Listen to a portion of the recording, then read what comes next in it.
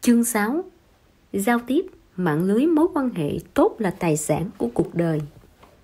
Mạng lưới các mối quan hệ xã hội rất quan trọng đối với thành công trong sự nghiệp của một người. John Rockefeller, ông vua dầu mỏ Mỹ từng nói: "Tôi sẵn lòng bỏ ra cái giá lớn hơn cái giá có được các kỹ năng khác trên đời để có được kỹ năng giao tiếp với người khác." Andrew Carnegie, ông vua thép và chuyên gia môn thành công học của Mỹ, sau khi nghiên cứu một thời gian dài đã đưa ra kết luận: kiến thức chuyên môn chỉ chiếm 15% tác dụng trong thành công của một người. 85% còn lại quyết định bởi các mối quan hệ xã hội của họ. Cho nên, dù bạn làm nghề gì, học cách xử lý các mối quan hệ xã hội, nắm vững đồng thời có mạng lưới quan hệ xã hội rộng khắp, là bạn đã đi được 85% chặng đường thành công rồi. 56. Tích cực xây dựng mạng lưới các mối quan hệ xã hội của bản thân. Con người là động vật quần cư. Thành công của con người chỉ có thể bắt nguồn từ đám đông anh ta ở trong đó và xã hội anh ta sống. Chỉ khi bạn khéo léo ứng xử giao tiếp trong giới của bạn và trong xã hội, bạn mới có thể khai phá một con đường rộng mở cho thành công trong sự nghiệp của bạn. Nếu không có khả năng giao tiếp tốt thì sẽ rất khó khăn trên con đường sự nghiệp. Tài sản lớn nhất của đời người chính là các mối quan hệ xã hội, vì nó có thể mở ra cho bạn từng cánh cửa dẫn đến cơ hội bạn cần, khiến bạn không ngừng trưởng thành, không ngừng cống hiến cho xã hội. Cố Tổng thống Mỹ Theodore Roosevelt nói: yếu tố đầu tiên để thành công là biết cách tạo dựng mối quan hệ. Quan hệ xã hội là vô hình, nó giống như tri thức và năng lực. Nhưng khi những thứ vô hình bộc lộ ra, nó sẽ mang lại ảnh hưởng to lớn hơn nhiều. Nó không phải là tài sản vật chất cụ thể, nhưng nếu không có nó thì rất khó tích lũy được tài sản. Các mối quan hệ xã hội là tài sản tinh thần lớn lao. Sau khi xử lý ổn thỏa các mối quan hệ xã hội, chúng ta sẽ cảm thấy tinh thần phấn chấn và thỏa mãn. Khi bạn có thể tiếp xúc, trao đổi với đủ mọi kiểu người, bạn sẽ cảm thấy cuộc sống của mình có giá trị. Cảm giác thỏa mãn đó không thể mua được bằng tiền. Đời người chỉ có hai nhu cầu: sự phong phú của đời sống vật chất và đời sống tinh thần. Khi đời sống vật chất được bảo đảm ở mức độ cơ bản, nhu cầu về tinh thần sẽ càng mãnh liệt hơn. Trong đó, sự hòa hợp của các mối quan hệ xã hội là nhu cầu chủ yếu về mặt tinh thần, cũng là đảm bảo cho hạnh phúc và tiến bộ. Khi giao tiếp với người khác, con người mới vui vẻ hạnh phúc. Hiện nay, sự phát triển của kỹ thuật điện tử, sự phổ cập của mạng Internet đã làm giảm tiếp xúc giữa người với người. Sự phát triển kinh tế rất có thể sẽ khiến ngày càng nhiều người sống một mình, làm việc một mình và giải trí một mình. Nhưng ý nghĩ muốn được giao tiếp, quen biết và giao lưu với người khác chưa bao giờ giảm bớt. Vì vậy, các mối quan hệ xã hội mới là tài sản tinh thần quý giá nhất. Các mối quan hệ xã hội cũng có thể chuyển hóa thành tài sản vật chất. Các mối quan hệ xã hội càng phong phú thì càng có nhiều cách kiếm tiền. Người bạn quen biết càng thành công, có tầm ảnh hưởng thì bạn càng kiếm tiền nhanh, nhiều. Điều này không có gì phải bàn cãi. Lý lẽ rất đơn giản. Các mối quan hệ xã hội tốt có thể giúp bạn học tập, giúp bạn tiến bộ, giúp bạn làm việc mình muốn làm. Và vì vậy, đời sống vật chất của bạn đầy đủ sung túc. Khi bạn muốn khởi nghiệp, bạn có những điều kiện nào? Dự án tốt, đủ vốn và người vận hành. Vấn đề vốn thường không có gì khó, có thể vay ngân hàng. Kỹ thuật cũng không cần lo, có rất nhiều kỹ thuật viên cần việc làm. Tất nhiên, bạn có thể thuê họ. Dù không tìm được người để thuê, cũng có thể có được bằng cách hợp tác với công ty khác. Vậy thì mấu chốt còn lại chính là mối quan hệ. Trong cuộc sống, chúng ta thường gặp phải những vấn đề kiểu như: nếu tôi có đủ mối quan hệ, chuyện này chắc chắn sẽ thuận lợi. Nếu tôi quen anh ta, việc này sẽ dễ dàng hơn nhiều. Nếu có được sự giúp đỡ của anh ta, tôi có thể vượt qua cửa ải này một cách thuận lợi. Những thứ đó chính là sức mạnh của các mối quan hệ xã hội. Nếu chúng ta có mối liên hệ với những người quan trọng, những nhân vật lớn có ảnh hưởng đó có thể giúp chúng ta một tay. Sự nghiệp của chúng ta sẽ phát triển thuận lợi hơn, ít gặp phải trở ngại. Vì vậy, mối quan hệ xã hội phong phú vô cùng quan trọng đối với công việc và sự nghiệp của chúng ta. Là con đường duy nhất dẫn tới thành công, là tài sản vô hình không nhìn thấy được. Hãy xây dựng mạng lưới các mối quan hệ xã hội của bạn từ năm 20 tuổi. Vì trước 30 tuổi kiếm tiền nhờ năng lực, sau 30 tuổi kiếm tiền nhờ mối quan hệ. Từ 20 đến 30 tuổi chính là giai đoạn quan trọng để xây dựng các mối quan hệ xã hội. Lúc này, đa số mọi người đều vừa tốt nghiệp ra trường, mới bước vào xã hội. Có thể kết giao với người khác bằng một trái tim hữu hảo tin cậy lẫn nhau mà không tính toán hoàn cảnh, địa vị hoặc điều kiện của đối phương, mà sự chân thật là vô cùng quan trọng trong giao tiếp. Mối quan hệ xây dựng trong điều kiện này mới đáng tin cậy và chân thật. Thời gian duy trì cũng lâu dài hơn. Hơn nữa, ở giai đoạn này công việc mà mục tiêu cuộc đời của rất nhiều người được chưa định hình. Tần suất đổi việc và nhảy việc khá lớn. Có cơ hội tiếp xúc với nhiều người. Vì vậy độ tuổi này rất thích hợp để kết giao quan hệ, đặc biệt là với những người lớn tuổi hơn mình. Dễ được khích lệ đồng thời nhanh chóng trưởng thành. Phải chủ động trong các mối quan hệ xã hội. Một người muốn thành công một việc gì, đầu tiên phải làm tốt hai điều. Một là phải có ý tưởng tốt, hai là phải lập tức hành động. Chỉ có hành động mới có kết quả, hành động mới có sức mạnh. Tương tự, muốn có mối quan hệ tốt, bản thân nhất định phải chủ động. Mạng lưới các mối quan hệ xã hội có được một cách bị động chỉ là một phần rất nhỏ. Giới sưu tầm Nhãn Diêm Quẹt thường nói: Nam quý Bắc Lữ chỉ Lữ Xuân Mục, ông vua Nhãn Diêm Quẹt Bắc Kinh. Ông vốn là giáo viên mỹ thuật của một trường học ở Bắc Kinh. Lúc đó không có sách giáo khoa mỹ thuật chính thức. Ông quyết định làm theo giáo viên mỹ thuật phương Tây, dạy học bằng nhãn mác in trên vỏ hộp diêm. Kết quả, ông lại tìm được 2 bộ sưu tập Nhãn Diêm Quẹt. Sự tình cờ đó khiến Lữ Xuân Mục trở nên yêu thích nhãn diêm quẹt. Ông quyết định sưu tầm nhãn diêm. Cách sưu tầm của ông rất đơn giản, đó là viết thư cho các nhà máy sản xuất diêm khắp cả nước để xin nhãn diêm. Ngoài ra, ông còn viết thư cho rất nhiều nhà sưu tầm nhãn diêm, viết từng bức thư theo địa chỉ liên hệ trong sổ địa chỉ của những người thích sưu tầm nhãn diêm và tem trên cả nước mà một người bạn gửi cho ông. Không những kết giao được với rất nhiều người bạn bè cùng sở thích, mà còn tìm được rất nhiều nhãn diêm. Ngoài ra, ông còn gia nhập các tổ chức của người yêu thích nhãn diêm quẹt ở nước ngoài, như Hiệp hội Nhãn Diêm Quẹt Hoàng gia Anh, làm phong phú bộ sưu tập của mình. Chính nhờ việc kết giao rộng rãi này, Lữ Xuân Mục có được niềm vui và sự hưởng thụ bất tận. Nó cũng tạo điều kiện cho ông nổi tiếng.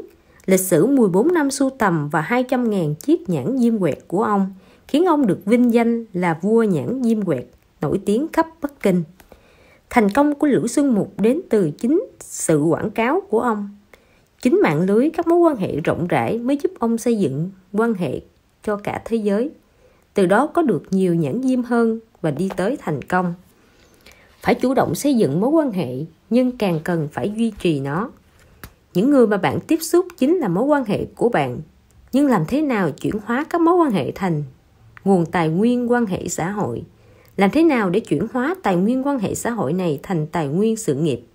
Để làm được điều đó, bạn cần duy trì bảo vệ mạng lưới quan hệ xã hội của mình. Đầu tiên, bạn phải có sở trường xây dựng mạng lưới quan hệ xã hội.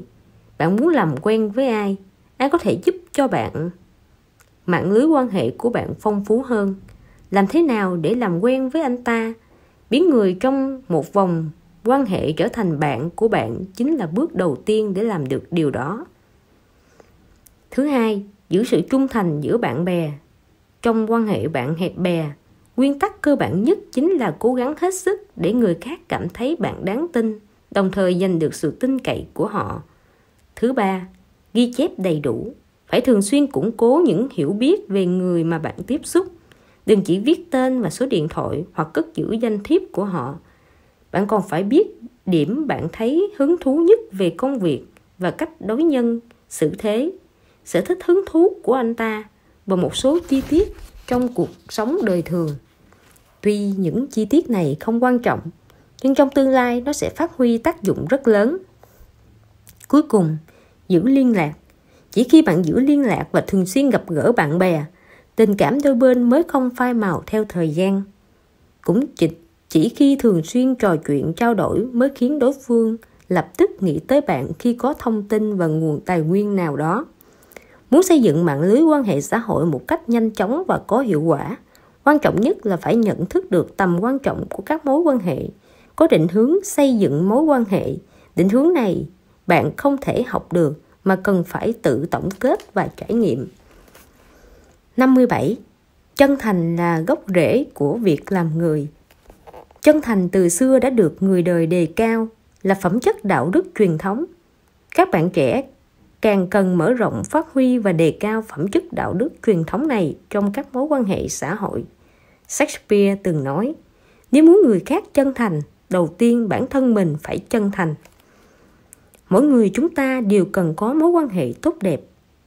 Một mối quan hệ lâu dài và thành công nên được xây dựng trên nền tảng của sự chân thành.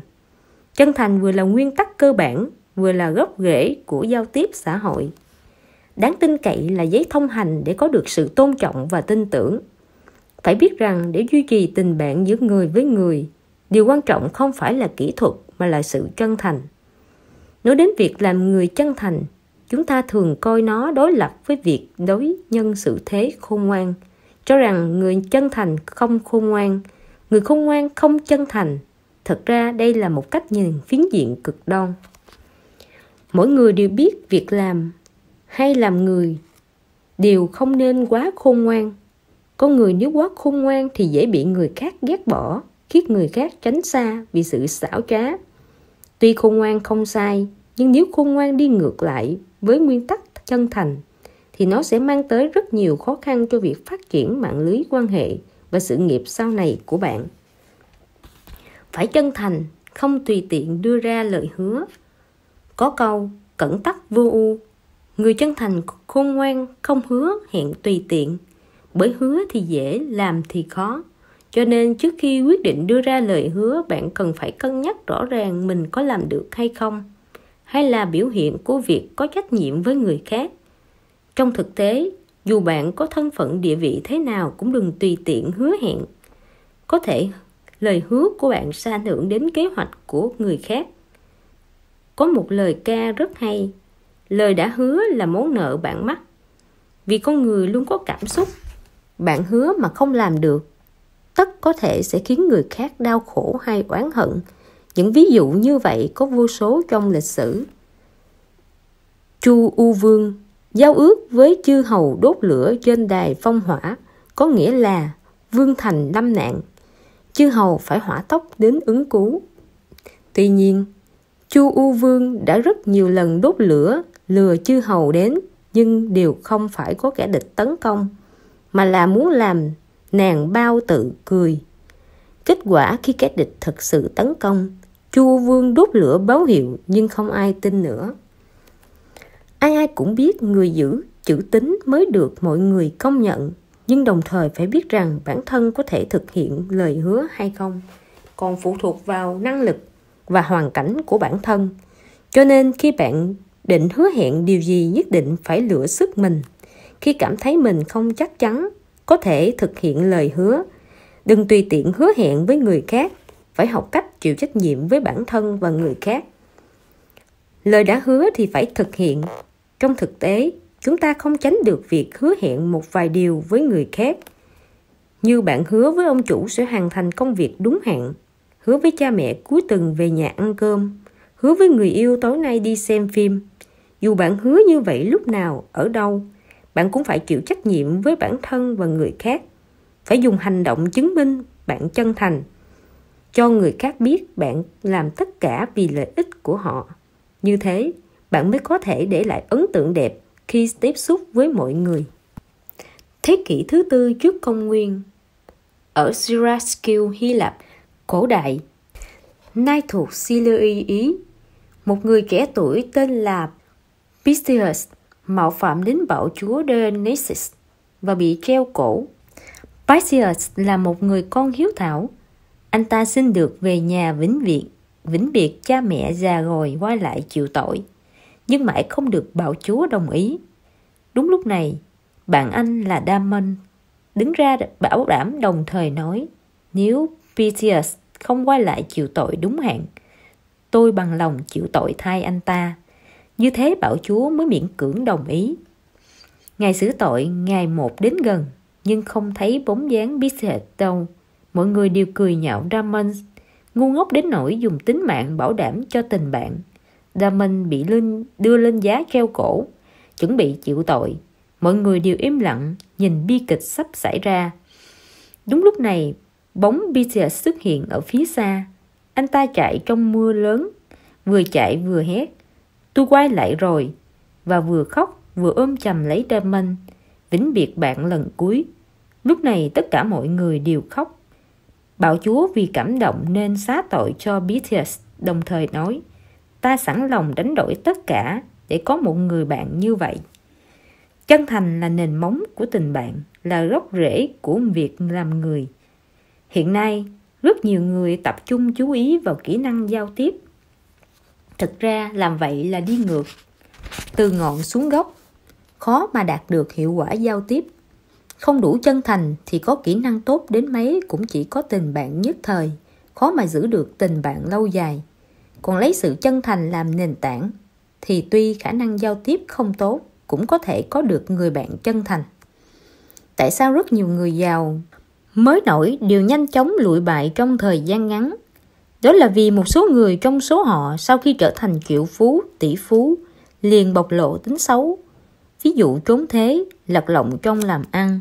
Những điều này khiến họ dù đã thành tỷ phú cũng bị lương tâm cắn rứt. Tài sản có lớn đến đâu cũng không mua được sự yên ổn, không mua được cuộc sống yên vui.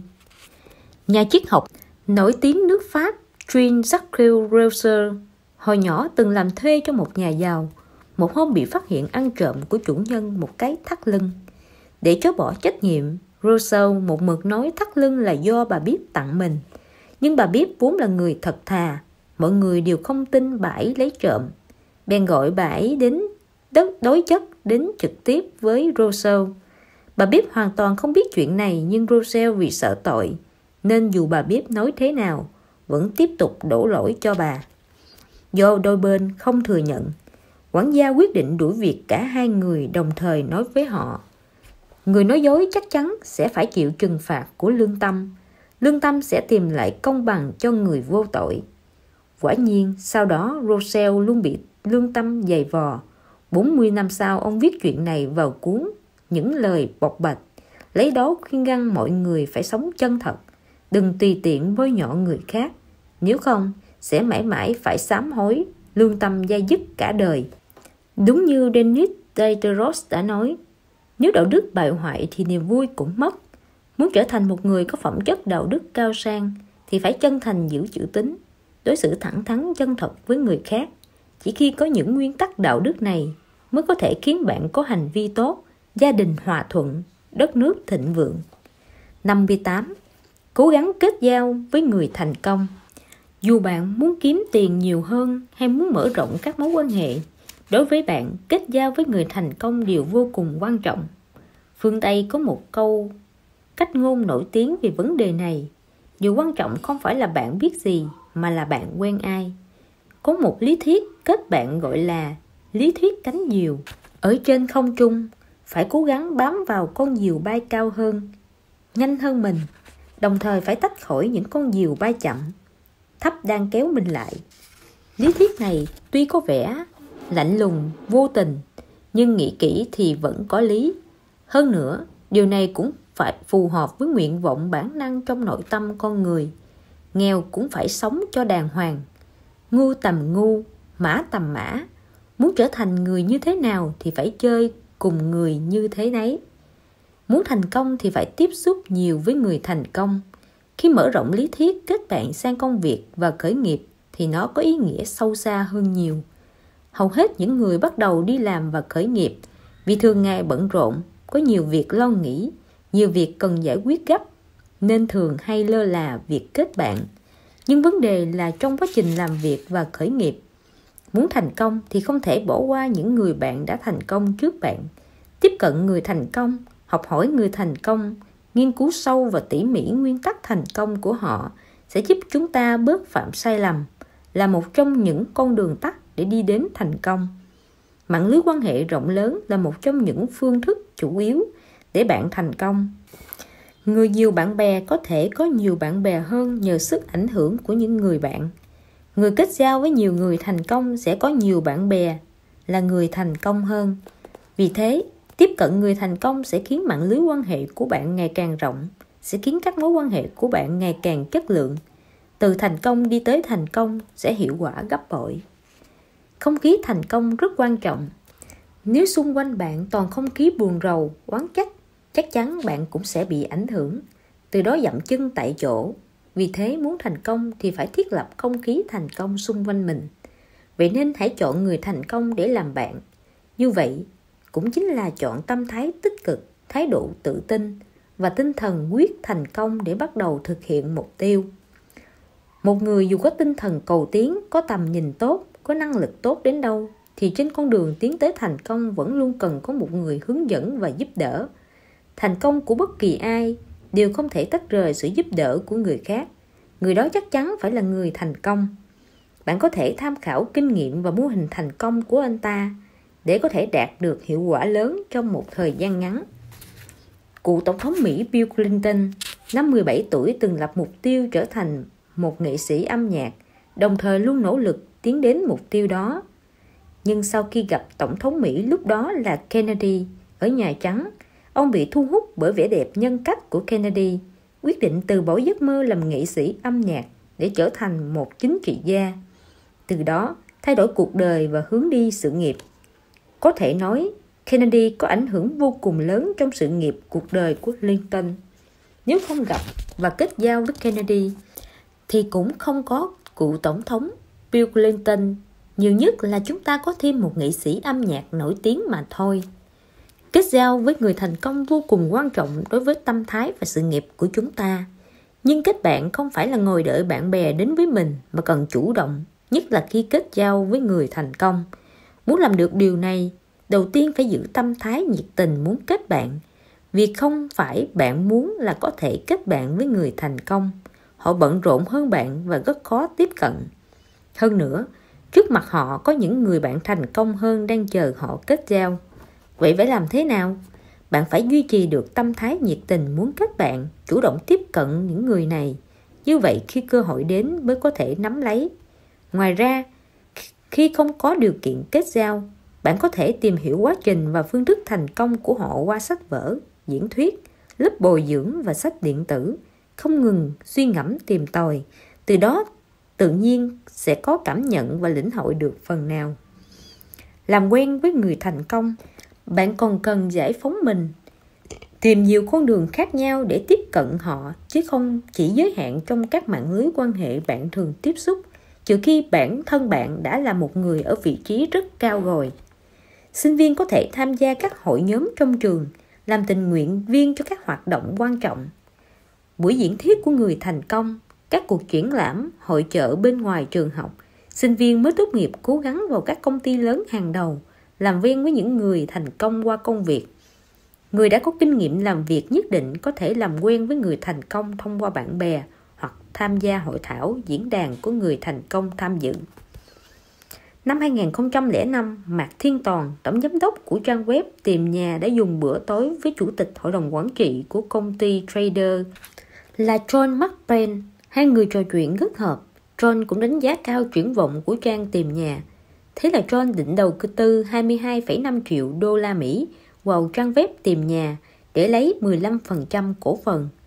Lúc đó, Tìm Nhà đang vận hành rất tốt, đủ vốn, không cần huy động vốn. Dù đa số cổ đông trong hội đồng quản trị phản đối, nhưng Mạc Thiên Toàn vẫn kiên quyết cho John góp vốn. Ông ta cho rằng John là một trong những doanh nhân xuất sắc nhất thế giới. Ông đầu tư vào Tìm Nhà sẽ có lợi ích rất lớn cho tầm ảnh hưởng và kế hoạch lâu dài của công ty. Suy nghĩ của Mạc Thiên Toàn rất đúng đắn. Năm 2006, dưới sự giúp đỡ và giới thiệu của John, công ty viễn thông của Úc thu mua 51% cổ phần của Tìm Nhà với giá 254 triệu đô la Mỹ, thúc đẩy thành công một cuộc mua bán đôi bên cùng có lợi. Kết giao với thầy giỏi, bạn tốt là vô cùng quan trọng. Thầy cũng là cha. Người thầy tốt không chỉ là một người chỉ dạy mà còn là một người bạn tốt. Người thầy và người bạn tốt thực sự thường sẵn lòng truyền đạt kiến thức và trí tuệ họ học được cho bạn. Có thể rèn luyện nhân cách của bạn, giúp bạn sửa sai, giúp bạn bớt đi đường vòng, tiến bộ nhanh hơn. Vì vậy, trong cuộc sống thường ngày, bạn sẽ phát hiện phần lớn những người thật sự thành công đều cho rằng thành công của họ là nhờ công của người thầy hoặc người bạn tốt. Thế nên, khi bạn nỗ lực mà không đạt được thành tựu như bạn muốn, bạn nên tìm cho mình một vài người thầy, người bạn tốt. Người thầy tốt phải có tinh thần phấn đấu vì sự nghiệp cao độ, nghiêm túc làm việc, khát khao được thành công. Lớn hơn nữa, họ thường rất sẵn lòng giúp đỡ người đi sau, thích cân nhắc thế hệ sau. Còn bạn tốt là người có thể cùng làm việc với bạn. Anh ta có tính cách lạc quan, có kinh nghiệm và khả năng độc đáo. Hai người có thể khích lệ cổ vũ nhau, cùng nhau tiến bộ. 59. Khắc phục nỗi sợ phải giao tiếp. Gần như tất cả mọi người đều có một lúc nào đó từng bị nỗi sợ giao tiếp đột ngột đánh gục. Ngay cả các chính trị gia nổi tiếng cũng có lúc căng thẳng, nói không lưu lót. Bệnh sợ giao tiếp đến từ tâm lý sợ thua của mỗi người. Sự chú ý của họ chủ yếu tập trung vào hoàn cảnh xung quanh, vô cùng nhạy cảm với các kích thích ngoại cảnh, luôn cảm thấy người khác vô cùng quan tâm đến từng lời nói cử chỉ của mình. Lo mình sẽ phạm sai lầm và bị người khác cười chê. Vì vậy họ bị một áp lực tâm lý lạ lùng. Sợ giao tiếp là một trạng thái tâm lý không bình thường. Rất có thể nó có liên quan trực tiếp với một dấu ấn, hành vi nào đó thời thơ bé. Ví dụ, có một người hồi nhỏ từng có cơ hội diễn thuyết quan trọng. Anh ta cũng chuẩn bị rất kỹ lưỡng, hy vọng có thể diễn thuyết thành công. Nhưng khi lên sân khấu vì quá căng thẳng nên quên lời, bị mọi người chê cười. Từ đó, anh ta không dám nói chuyện trước đám đông nữa. Bệnh sợ giao tiếp thường dẫn đến các biến chứng như nói lắp, rối loạn chức năng thần kinh, thậm chí bị ngất vì quá kích động, ảnh hưởng đến cuộc sống bình thường và trạng thái làm việc của con người. Nhưng phải khắc phục căn bệnh này, dù sao con người sống trong xã hội, diễn thuyết, phát biểu ý kiến trước đám đông, kết bạn với người lạ là điều bắt buộc phải làm, cũng là một phần của đời sống xã hội và giao tiếp. Nếu vì bệnh sợ giao tiếp mà giảm thiểu giao tiếp, sẽ cực kỳ bất lợi cho sự phát triển của sự nghiệp cá nhân. Năm 1870, một gia đình thương nhân ở Vienna sinh ra một cậu bé tên là Albrecht Adler. Cậu bé bị gù từ nhỏ, di chuyển rất khó khăn, trong khi anh trai cậu thì khỏe mạnh hoạt bát. Từ nhỏ, Albrecht Adler đã rất mặc cảm và cực kỳ tự ti. Nhưng ông không chịu khuất phục. Sau khi trưởng thành, qua nhiều nỗ lực nghiên cứu, ông cho rằng sự tự ti do khiếm khuyết của cơ thể hoặc một lý do nào đó, một mặt có thể hủy hoại một con người, khiến người đó sa ngã, nhưng mặt khác, nó có thể khiến con người quyết tâm phấn đấu trở nên mạnh mẽ, giỏi giang, cố gắng hết sức để vực dậy tinh thần của mình nhằm bù đắp được nhược điểm của bản thân. Sau này, học thuyết của Albrecht Adler về vấn đề này khiến ông trở nên nổi tiếng. Cuối cùng sáng lập ra trường phái tâm lý học cá nhân. Để khắc phục nỗi sợ giao tiếp thì phải học cách quản lý cảm xúc và tâm lý của mình. Khi bạn quyết tâm chiến đấu với số phận, mọi thứ sẽ trở nên vô cùng đơn giản và không còn gì đáng sợ nữa. Bắt chuyện có thể giúp bạn khắc phục nỗi sợ giao tiếp. Khi bạn tham dự một hội nghị quan trọng, bạn gặp một chuyên gia hàng đầu trong ngành, bạn ngưỡng mộ anh ta đã lâu, bạn có tiến tới trò chuyện với anh ta không? Khi bạn đi trên đường, bạn thấy cô gái mà bạn thích đi qua, bạn có tiến tới bắt chuyện không? Có thể bạn sẽ nói muốn nhưng không làm. Tại sao? Tại bệnh sợ giao tiếp của bạn. Bạn sợ nói năng không khéo léo, làm bạn xấu hổ. Bạn sợ nói không hết ý, khiến đối phương hiểu nhầm. Bạn sợ mình thể hiện không tốt, khiến đối phương khinh thường. Thực ra, bạn có bao nhiêu nỗi sợ không quan trọng là bạn phải bước ra, chủ động bắt chuyện. Vì vậy, có thể nói bắt chuyện là một sự giải thoát các bó buộc của quan hệ xã hội, là sự khiêu khích nỗi sợ giao tiếp. Ma lực của nó là ở chỗ nó giúp bạn rèn luyện cách trò chuyện với người lạ. Nó là bài kiểm tra tốt nhất kỹ năng giao tiếp và sự tu dưỡng tổng thể của một người. Có thể khiến bạn rèn luyện được khả năng trò chuyện giao tiếp cá nhân, xử lý các mối quan hệ xã hội một cách thuần thục. Nhiệt tình, lịch sự, bắt chuyện không có gì sai. Học cách bắt chuyện, dám bắt chuyện, tâm hồn của bạn sẽ thay đổi theo. Được nâng lên cao hơn, đồng thời tràn đầy năng lượng. Từ đó có nhiều bạn bè hơn, sống vui vẻ và tự tin hơn, nhiệt tình và đầy hứng thú với bản thân và người khác.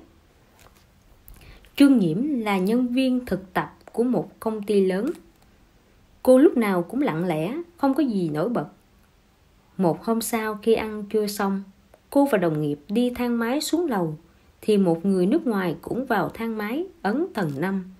Vì thang máy này dành cho tầng chẵn nên không thể lên tầng 5 được. Nhìn thấy vẻ mặt ngơ ngác của người nước ngoài, Trương Nhiễm dùng thứ tiếng Anh bập bẹ của mình nói với ông ta: "No, that is not an order." Không, cái này không phải, cái khác cơ. An order. Cái khác ư? Yes. Phải. Họ dùng xuống lầu và cô chỉ cho người nước ngoài một chiếc thang máy khác. Không lâu sau, Trương Nhiễm trở thành nhân viên chính thức của công ty. Hóa ra người nước ngoài kia chính là giám đốc của tổng công ty. Lần đó đến khảo sát công ty con. Vì cảm kích Trương Nhiễm nên đã đề bạt cô trở thành nhân viên chính thức. Mỗi người đều muốn được giúp đỡ, được người khác công nhận, có mạng lưới quan hệ rộng rãi. Nhưng nếu chúng ta sợ giao tiếp với người khác thì những điều này đều là tưởng tượng mà thôi. Vì vậy muốn có được mọi thứ kể trên thì hãy bắt đầu từ việc học cách bắt chuyện. Bắt chuyện với người lạ cần phải có can đảm. Để làm được điều đó, đầu tiên chúng ta cần có tâm thái cởi mở, hoặc có thể nói là thích giao tiếp với người khác. Chỉ khi bạn thích giao tiếp với người khác, nhận thức được rằng các mối quan hệ sẽ mang lại rất nhiều lợi ích cho bạn, đồng thời khao khát muốn được giao tiếp với người khác, mới có thể hoàn toàn xóa bỏ nỗi sợ tâm lý khi bắt chuyện với người lạ. Thích thú với việc bắt chuyện, đồng thời thường xuyên làm thử, từ đó đúc rút bài học và kinh nghiệm. Như vậy, kỹ thuật bắt chuyện của bạn mới tiến bộ nhanh chóng, khả năng giao tiếp của bạn mới được cải thiện. Tất nhiên, giữ tâm thái cởi mở hoàn toàn không đòi hỏi bạn dễ dàng tin lời người lạ hoặc đi đến kết bạn bừa bãi khắp nơi. Bắt chuyện thật ra cũng giống như hẹn gặp khách hàng, ấn tượng đầu tiên đặc biệt quan trọng. Quan sát nét mặt, thái độ và kỹ thuật để một người tồn tại trong xã hội. Rất nhiều người có thói quen quan sát đối tượng trò chuyện để phán đoán thân phận và mục đích của đối phương. Vì vậy, khi bắt chuyện với người khác, cách ăn mặc của bạn vô cùng quan trọng. Ăn mặc sạch sẽ, chỉnh tề sẽ khiến đối phương cảm thấy bạn ôn hòa, phóng khoáng. Tìm chủ đề đúng để bắt chuyện. Hai người lạ lần đầu gặp mặt, nếu không biết tận dụng cơ hội, tìm ra chủ đề mà đối phương có hứng thú, thì chắc chắn không thể có cơ hội trò chuyện tiếp được.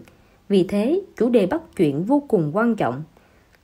Lựa chọn chủ đề như thế nào thường quyết định mấu chốt của thành bại. Chủ đề bắt chuyện đơn giản nhất và cũng hiệu quả nhất chính là căn cứ vào hoàn cảnh tại chỗ, dẫn dắt ra chủ đề trò chuyện một cách ngẫu hứng, như tình hình thời tiết, quê quán của đối phương, bình luận về hội nghị hoặc hoạt động đối phương tham gia. Chủ đề ngẫu hứng khá tự nhiên, dễ khiến đối phương cảm thấy hứng thú tiếp tục trò chuyện. Có lúc, một lời chào chân thành đi kèm một nụ cười cũng có hiệu quả tương tự. Một câu chào đơn giản là có thể khiến hai người thoải mái nói chuyện với nhau. Mỗi người đều muốn người khác khen ngợi. Có thể nói khen ngợi là những từ ngữ có khả năng đánh động lòng người nhất trong giao tiếp. Bắt chuyện cũng không phải là ngoại lệ. Khi bắt chuyện với người khác, học cách vận dụng những từ ngữ khen ngợi một cách khéo léo thường đạt được hiệu quả gấp bội. Đối với người lạ, có thể phán đoán phạm vi những việc anh ta thấy tự hào từ nghề nghiệp, hoàn cảnh xung quanh và tuổi tác của anh ta. Điều một vị tướng quân tự hào nhất đương nhiên là chiến công mình từng giành được. Người nghiên cứu học thuật chắc chắn rất tự hào về luận văn và chuyên khảo của mình. Ngay cả một người nông dân cũng cảm thấy tự hào khi trái cây mình trồng tốt hơn người khác. Tất nhiên, lời khen phải chính xác, đừng sai sự thật. càng không được khoa trương. Những lời khen thật sự đều chân thành, xuất phát từ đáy lòng. Như vậy mới có thể khiến đối phương thấy vui và có thiện cảm với mình. 60. Biết ơn người từng giúp đỡ mình. Biết ơn là triết học về đối nhân xử thế, là đạo lý của cuộc sống. Con người sống trên đời không thể thuận buồm xuôi gió cả đời. Nhiều việc một người cũng không thể làm được. Mọi thất bại bất lực đều cần đến sự giúp đỡ của người khác. Mọi nỗ lực phấn đấu đều cần được người khác ủng hộ. Chỉ khi có lòng biết ơn người từng giúp đỡ mình, bạn mới có được sự ủng hộ và công nhận nhiều hơn nữa. Rất nhiều người thành công khi nói đến quá trình thành công của mình thường quá nhấn mạnh vào nhân tố nỗ lực cá nhân. Trên thực tế, mỗi người đạt đến đỉnh cao đều được rất nhiều người trợ giúp. Một khi bạn đặt ra mục tiêu thành công, đồng thời bắt tay hành động, bạn sẽ phát hiện mình nhận được rất nhiều sự ủng hộ bản thân không ngờ tới. Vì vậy, bạn nên luôn luôn biết ơn những người giúp đỡ bạn. Mấu chốt của việc biết ơn là có ý thức báo đáp. Nhà toán học Hoa La Canh nói, người ta giúp tôi không bao giờ quên. Tôi giúp người ta, không nhớ trong lòng. Trên đường đời có biết bao gian nan, trở ngại và thất bại. Khi gặp khó khăn, có người giơ tay giúp bạn, chỉ đường cho bạn. Thậm chí có người dùng đôi vai của mình vác bạn lên, để bạn có thể leo lên một đỉnh cao. Sau khi giành được thắng lợi, bạn có cảm kích và có ý định báo đáp người đó không? Mấu chốt của biết ơn là có ý thức báo đáp. Hãy nhớ kỹ mỗi người giúp đỡ bạn và chân thành thể hiện lòng cảm kích với họ. Brian, 68 tuổi, sống cô độc một mình, cuộc sống túng quẫn. Nhưng hôm nay, ông bất ngờ nhận được một khoản thừa kế. Sau khi biết đầu đuôi câu chuyện, ông vừa ngạc nhiên vừa mừng rỡ. Hóa ra 50 năm trước, ông từng hiến máu cho một cô giáo tên Lucy. Ông đã quên chuyện này từ lâu, nhưng không thể ngờ được khi qua đời, Lucy lại báo đáp ông bằng cách này. Cả đời Lucy sống rất giản dị. Lúc bà mất để lại một khoản tài sản 170.000 đô la Mỹ. Bà là người lương thiện, có lòng biết ơn. Từ năm 15 tuổi đã bắt đầu ghi chép lại tên tuổi, địa chỉ của những người từng giúp bà hoặc người thân của mình. Cho đến khi bà qua đời ở tuổi 85, tổng cộng trong sổ ghi chép của bà có 200 cái tên. Bà viết rõ trong di chúc để lại tất cả tài sản cho họ. Đây chính là nguyên nhân Brian nhận được khoản thừa kế. Được giúp đỡ nên biết ơn người khác, báo đáp người khác. Đó cũng là một trách nhiệm. Bất cứ ai đều có quyền đưa ra lựa chọn của mình. Có những người giúp bạn là vì họ kỳ vọng vào bạn. Cho nên bạn cần có trách nhiệm với bản thân, với người từng giúp đỡ mình. Chỉ khi bạn biết tỏ lòng biết ơn với những người giúp đỡ mình, mọi người mới càng tích cực giúp đỡ bạn, sự nghiệp của bạn càng dễ dàng thành công. Biết ơn là suy nghĩ tích cực, hướng thiện và thái độ khiêm nhường. Nó là một hành vi mang tính tự phát. Khi một người biết ơn, anh ta sẽ biến lòng biết ơn thành hành động. Biết ơn là đạo lý của cuộc sống, là điểm tựa để học làm người, khiến cuộc sống trở nên tươi sáng. Người biết ơn dễ dàng nuôi dưỡng các thói quen tốt. Có thể nói, biết ơn chính là đối xử tử tế với người khác, đồng thời cũng chính là đối xử tử tế với chính mình. Rockefeller thời trẻ từng không xu dính túi, lang thang khắp nơi. Một lần, ông đến thị trấn nhỏ hẻo lánh ở rất xa quê nhà. Ở thị trấn nhỏ này, Rockefeller gặp và quen biết thị trưởng, ông Jackson. Jackson làm thị trưởng đã rất lâu rồi. Ông được mọi người trong thị trấn công nhận là thị trưởng xuất sắc nhất. Bao nhiêu năm qua, không ai nghĩ tới chuyện bầu thị trưởng mới. Tuy cả nhà Jackson đối đãi rất tốt với Rockefeller, nhưng ông vẫn cảm thấy mình không thu hoạch được gì ở đây. Ông quyết định mấy ngày nữa sẽ rời khỏi thị trấn. Mấy hôm nay thời tiết ở thị trấn vô cùng u ám, trời mưa không dứt. Rockefeller phát hiện mọi người trong thị trấn đi qua, đi lại dẫm nát vườn hoa trước nhà ông Jackson. Rockefeller vô cùng tức giận. Thế nhưng, ngày hôm sau, ông Jackson xách một túi sỉ và một cái xẻng ra đường, rồi đắp sỉ lên con đường toàn bùn nhão. Lúc đầu Rockefeller không hiểu, nhưng ông nhanh chóng nhìn ra được suy nghĩ của ông Jackson. Hóa ra mặt đường rải xỉ thì người qua lại đường không cần dẫm lên vườn hoa để đi qua con đường đầy bùn nhão nữa. Cuối cùng, Rockefeller vẫn rời khỏi thị trấn, nhưng không phải ông không thu hoạch được gì. Ông hiểu lý do tại sao ông Jackson luôn được mọi người kính trọng và yêu quý. Đó chính là đối xử tốt với người khác chính là đối xử tốt với mình. Mãi đến khi Rockefeller trở thành ông vua dầu mỏ nổi tiếng thế giới, ông vẫn nhớ kỹ câu nói này. Đối xử tốt với người khác chính là đối xử tốt với mình. Người có tính ích kỷ, không muốn quan tâm đến người khác thì không bao giờ hiểu được tình bạn và sự ấm áp đến từ người khác. Người không biết ơn cũng không xứng đáng có được sự giúp đỡ và tôn trọng của người khác. Những người sống trong hạnh phúc và yêu thương đều hiểu đạo lý này. Biết ơn là đạo lý của cuộc sống. Trong mọi cảm xúc, lòng yêu thương là thứ có sức mạnh lớn nhất, mà biết ơn cũng là một kiểu tình yêu. Khi một người biết ơn, sẽ biến lòng biết ơn đó thành hành động mang đầy yêu thương, thực hành vào đời sống. Một trái tim biết ơn chính là hạt giống của hòa bình. Vì biết ơn không chỉ báo ơn một cách đơn giản, mà còn trách nhiệm, tự tôn, tự lập và sự theo đuổi cảnh giới tinh thần cao hơn. Một nông dân trồng dưa sau mấy năm dốc hết tâm huyết nghiên cứu, cuối cùng đã trồng được một giống dưa hấu mới. Sau năm đầu trồng thử, dưa bán rất tốt. Ông kiếm được nhiều tiền, hàng xóm vô cùng ngưỡng mộ. Năm sau, vào mùa trồng dưa, ông chia sẻ miễn phí hạt giống của mình cho tất cả nông dân trồng dưa trong làng và nói mình có thể trồng được dưa giống tốt thế này nhờ sự khích lệ và giúp đỡ thường ngày của dân làng. Có người hỏi ông mọi người đều trồng giống dưa này, liệu có dẫn đến việc giống dưa mới mất giá không? Ông tự tin nói, nếu mọi người đều trồng giống dưa này, khi ông đến lấy phấn hoa sẽ không làm lẫn phấn hoa của giống dưa hấu kém hơn của hoa của giống dưa hấu mới. Như thế dưa hấu của mọi người sẽ càng ngon hơn. Hơn nữa, ngôi làng này cũng sẽ trở thành nơi sản xuất giống dưa hấu mới. Việc này có lợi cho tất cả mọi người. Biết ơn là môn học bắt buộc để tiến tới một đời sống trí tuệ. Bạn phải học cách biết ơn người làm hại bạn, vì họ rèn luyện ý chí của bạn. Biết ơn người chê cười bạn, vì họ kích thích lòng tự tôn của bạn. Biết ơn người khích lệ bạn, vì họ khiến bạn đầy tự tin. Biết ơn người có cho bạn tri thức, vì họ dẫn đường cho bạn tiến bước. Biết ơn người nuôi dạy bạn, vì họ khiến bạn trưởng thành. Biết ơn người từng giúp đỡ bạn, vì họ cho bạn hy vọng. Vì thế, phải luôn có tâm thái biết ơn. Khi nỗ lực của bạn không nhận được kết quả tương xứng, khi bạn chuẩn bị từ chức, đổi việc cũng phải có lòng biết ơn. Mỗi công việc, mỗi ông chủ đều không hoàn hảo. Mỗi công việc đều là cơ hội của quá trình để bạn trưởng thành.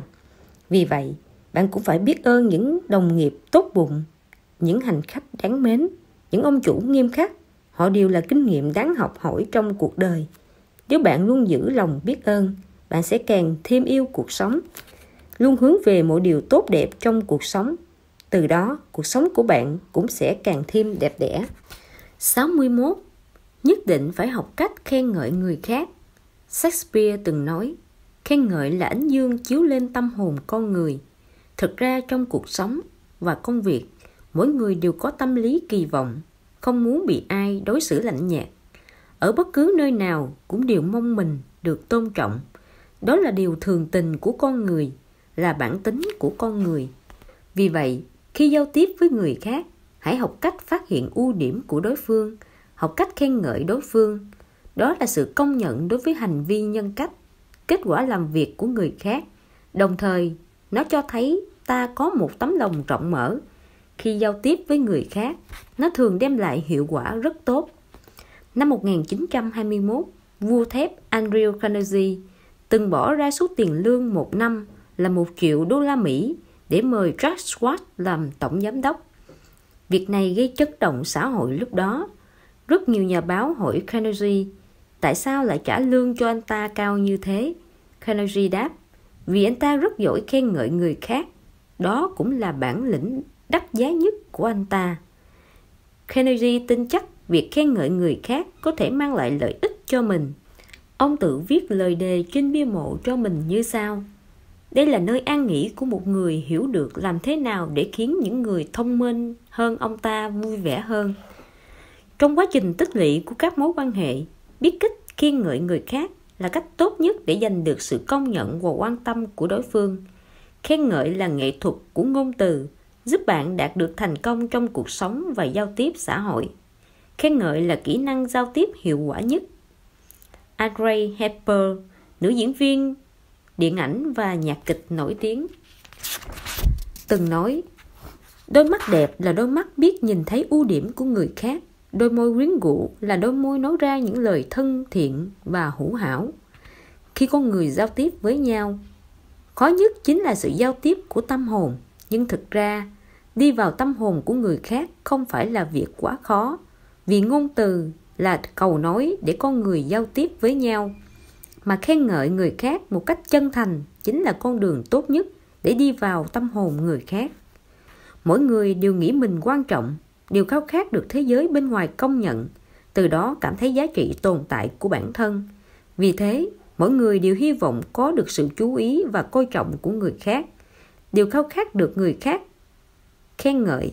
Khi bạn khen ngợi người khác bằng những lời nói chân thành, anh ta sẽ cho rằng bạn hiểu anh ta, là người đáng tin cậy, từ đó thu hẹp khoảng cách giữa hai người. Khen ngợi cũng là một nghệ thuật, cần mở rộng tầm mắt của bản thân, học cách hiểu được giá trị sở trường của người khác, khẳng định ưu điểm của người khác. Như vậy, không chỉ khiến họ cảm thấy tự hào, mà đó cũng là một sự giám sát, dẫn dắt chính mình, từ đó trở nên tiến bộ. Hơn nữa, khen ngợi người khác, bạn cũng có được sự khẳng định của họ, từ đó tạo ra không khí lành mạnh, vui vẻ, hòa hợp giữa đôi bên. Khen ngợi còn có thể kích thích tiềm lực của đối phương. Trong tâm lý học, có hiệu ứng Rosenthal, nổi tiếng đến từ một thực nghiệm của nhà tâm lý học Robert Rosenthal. Ông đến từ một trường trung học bình thường ở Mỹ. Vào một lớp học bất kỳ, khoanh tròn vài cái tên trong bảng danh sách và nói với giáo viên rằng những em này rất thông minh. Giáo viên thấy vậy, liền thường xuyên khen ngợi các em. Không lâu sau, thành tích của các học sinh được chọn đều tiến bộ rất nhanh. Khích lệ, khen ngợi và khẳng định đều có thể khiến tiềm năng to lớn của một người phát huy đến mức cao nhất. Cấp trên đối với cấp dưới, bạn bè đối với bạn bè, cha mẹ đối với con cái đều nên thường xuyên khen ngợi. Khi nhìn thấy tiến bộ nhỏ của người khác, kịp thời khẳng định và khích lệ sẽ khiến người đó thêm tự hào, tiếp tục nỗ lực tiếp về phía trước. Ken là người ném bóng, chỉ huy phản công của một đội bóng bầu dục. Một lần, anh ta tham dự một trận đấu quan trọng. Chính nhờ sự cản phá xuất sắc của anh ta mà người chạy bóng thuận lợi được điểm touchdown, tức là chạy đến vùng cấm địa của đối phương được 6 điểm. Đội bóng của Ken nhờ thế mà giành chiến thắng. Hôm sau, Ken hy vọng thành tích của anh ta sẽ được mọi người khen ngợi, nhưng không có ai khen anh ta cả. Sau khi xem hết băng ghi hình trận đấu, Ken tìm huấn luyện viên. Thưa huấn luyện viên, thầy đã xem cú cản phá của em ngày hôm qua, thầy không có suy nghĩ gì về nó sao? Huấn luyện viên nói, chiêu đó thật là tuyệt Ken, em là người nỗ lực nhất. Thầy nghĩ thầy không cần phải nói với em điều đó nữa. Ken đáp, nếu thầy còn muốn em cản phá tiếp, thầy nên nói với em. Từ đó có thể thấy, bất cứ ai cũng đều cần được khen ngợi. Khen ngợi người khác là quá trình trao đổi qua lại rất tốt giữa đôi bên khi giao tiếp, thể hiện sự quan tâm yêu mến giữa hai người. Vận dụng lời khen của bạn một cách phù hợp chắc chắn sẽ khiến bạn có thêm nhiều người bạn tốt. Tất nhiên, khen ngợi không phải là nịnh bợ. Trong cuộc sống, rất nhiều người không muốn khen ngợi người khác, lo mình công khai khen ngợi người khác sẽ bị hiểu lầm là nịnh hót. Thực ra, lời khen chân thành và tân bốc giả tạo khác nhau về bản chất. Khen ngợi là sự đánh giá cao và tôn trọng đối phương xuất phát từ đáy lòng người nói. Tiền đề là chân thành, nói đúng sự thật, vừa phải, nhìn thấy nhân cách đạo đức của người khác. Tân bốc chỉ là xã giao. Tiền đề là nói không thật lòng, khoa trương quá đà, mục đích là được lợi ích gì đó từ đối phương. Vì thế, lời khen chân thành hoàn toàn không phải là nịnh bợ, khác hẳn với tân bốc. Học cách khen ngợi người khác thì phải học cách chân thành. Giả tạo và đóng kịch không có tác dụng gì cả.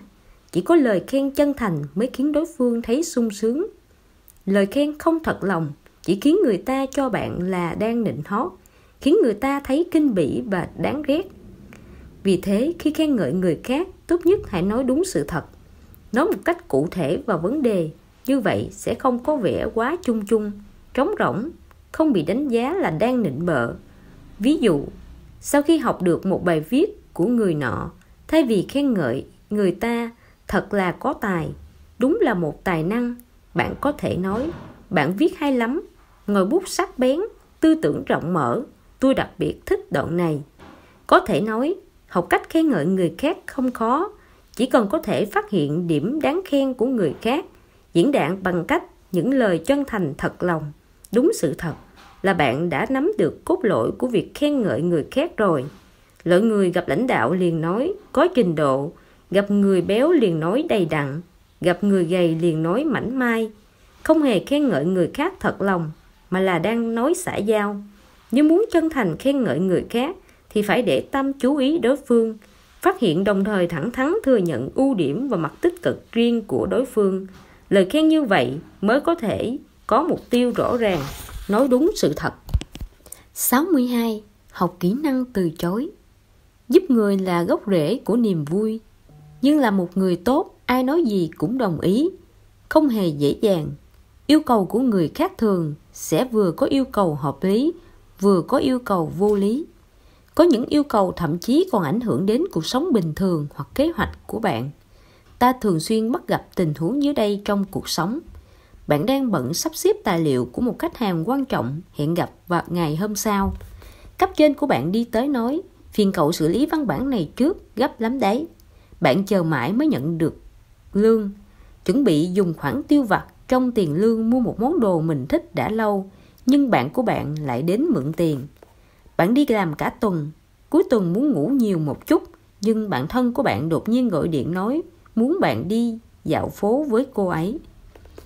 Làm việc mình không muốn quả là khó chịu, nhưng nếu bạn ngại nói không ngay trước mặt người kia, tùy tiện hứa hẹn một việc mình không muốn làm hoặc không thể làm được, điều sẽ mang lại rắc rối lớn hơn cho bạn.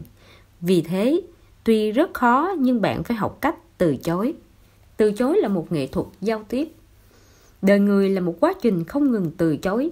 Các lựa chọn trong đời thực ra đều là từ chối. Chọn một thứ thì phải từ chối thứ khác. Mặt kia của nói vâng chính là nói không. Mỗi người đều có quyền sống vui vẻ. Vì thế học từ chối có thể làm giảm áp lực của bản thân, giảm đi rất nhiều phiền phức không cần thiết. Thế nhưng từ chối cũng là một nghệ thuật, không phải chỉ đơn giản nói ra là xong. Tôi không rảnh, tôi cũng bận như anh, sao tôi phải giúp anh? Khi bạn nghe lời từ chối như vậy, bạn sẽ có phản ứng như thế nào? Bạn sẽ vui vẻ khách sáo nói, nếu vậy thì tôi không làm phiền anh nữa, xin lỗi nhé. Sao? Tất nhiên là không rồi, chắc chắn bạn sẽ thẹn quá hóa giận. Đáp lại không chút khách sáo, sao anh nói lại mất lịch sự như vậy? Lẽ nào anh chưa từng nhờ vả ai sao? Rồi hậm hực bỏ đi. Có lúc chúng ta trở thành kẻ địch của người khác không phải do cố ý. Có thể chỉ là một sự từ chối đơn giản, nhưng cách từ chối và lời từ chối động chạm đến lòng tự tôn của người khác. Từ đó khiến người đó không vui và đứng về phía đối lập với bạn. Thậm chí vì thế mà đôi bên trở thành kẻ thù của nhau. Con người sống trên đời không thể tách khỏi mọi người. Chúng ta luôn cần rất nhiều sự giúp đỡ của người khác. Vì vậy, thêm một kẻ thù hoàn toàn không tốt chút nào. Chúng ta phải tránh để xảy ra chuyện vì từ chối mà chuốc thêm kẻ địch. Phải dùng cách từ chối phù hợp để tránh xảy ra điều này. Vì thế, chúng ta không những phải học cách từ chối mà còn phải nắm vững nghệ thuật từ chối. Biết cách từ chối, bạn sẽ không để mình rơi vào cảnh tiến thối lưỡng nan. Nắm được nghệ thuật từ chối, bạn sẽ luôn ở vị trí bất bại trong xã hội đầy cạnh tranh này. Phải học cách nói không. Có người khi từ chối đối phương cảm thấy ngại, lại không dám nói rõ ý mình, ấp a ấp úng, khiến đối phương không hiểu mình muốn nói gì. còn có thể làm nảy sinh nhiều hiểu lầm không cần thiết. Nếu bạn nói, việc này hình như rất khó phải không? Ý của bạn là từ chối, nhưng có thể đối phương sẽ tưởng bạn đã đồng ý. Nếu bạn không làm được, còn bị đối phương trách móc là không giữ lời hứa. Cho nên, dũng cảm nói không là khá quan trọng, nhưng không hề dễ dàng. Cũng phải tùy vào từng người cụ thể để chọn cách nói. Dưới đây là mấy gợi ý làm thế nào có thể nói không. Trước khi từ chối đối phương, nhất định phải lắng nghe thật kỹ. Nhờ đối phương kể thật rõ hoàn cảnh và yêu cầu, ta mới biết giúp hoặc từ chối anh ta như thế nào. Lắng nghe thật kỹ có thể khiến đối phương cảm thấy được tôn trọng.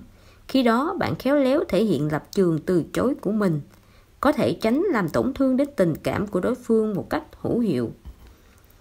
Nếu khi người khác vừa mở lời bạn liền lập tức từ chối, không để họ nói rõ, từ chối một cách quá gấp gáp, rất dễ gây phản cảm. Cách từ chối này quá sơ sài, thô lỗ, dễ khiến đối phương thẹn hóa giận.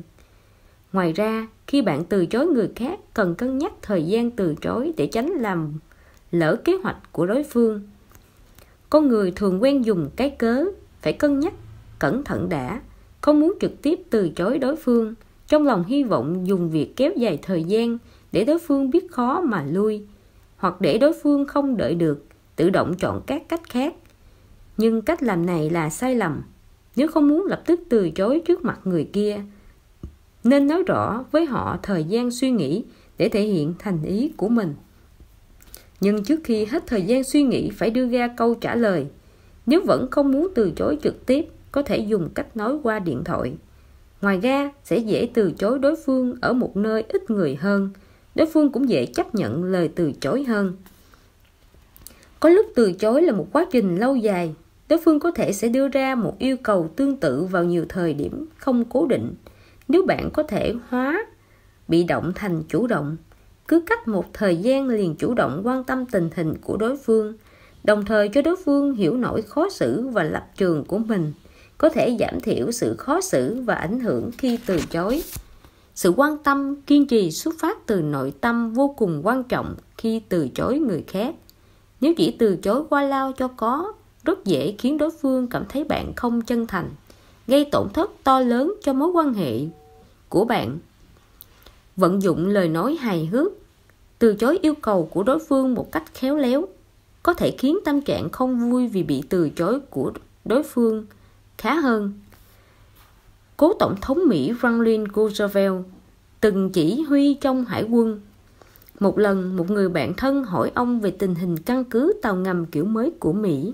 Roosevelt ngại từ chối thẳng, bèn hỏi bạn ông, anh có thể giữ bí mật không?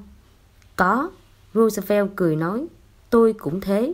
Đối phương nghe xong liền không hỏi nữa. Sau Thế chiến thứ hai, Quốc hội Anh thông qua đề án đúc một bức tượng đồng Thủ tướng Churchill thật lớn, đặt trong công viên để kỷ niệm chiến tích của ông.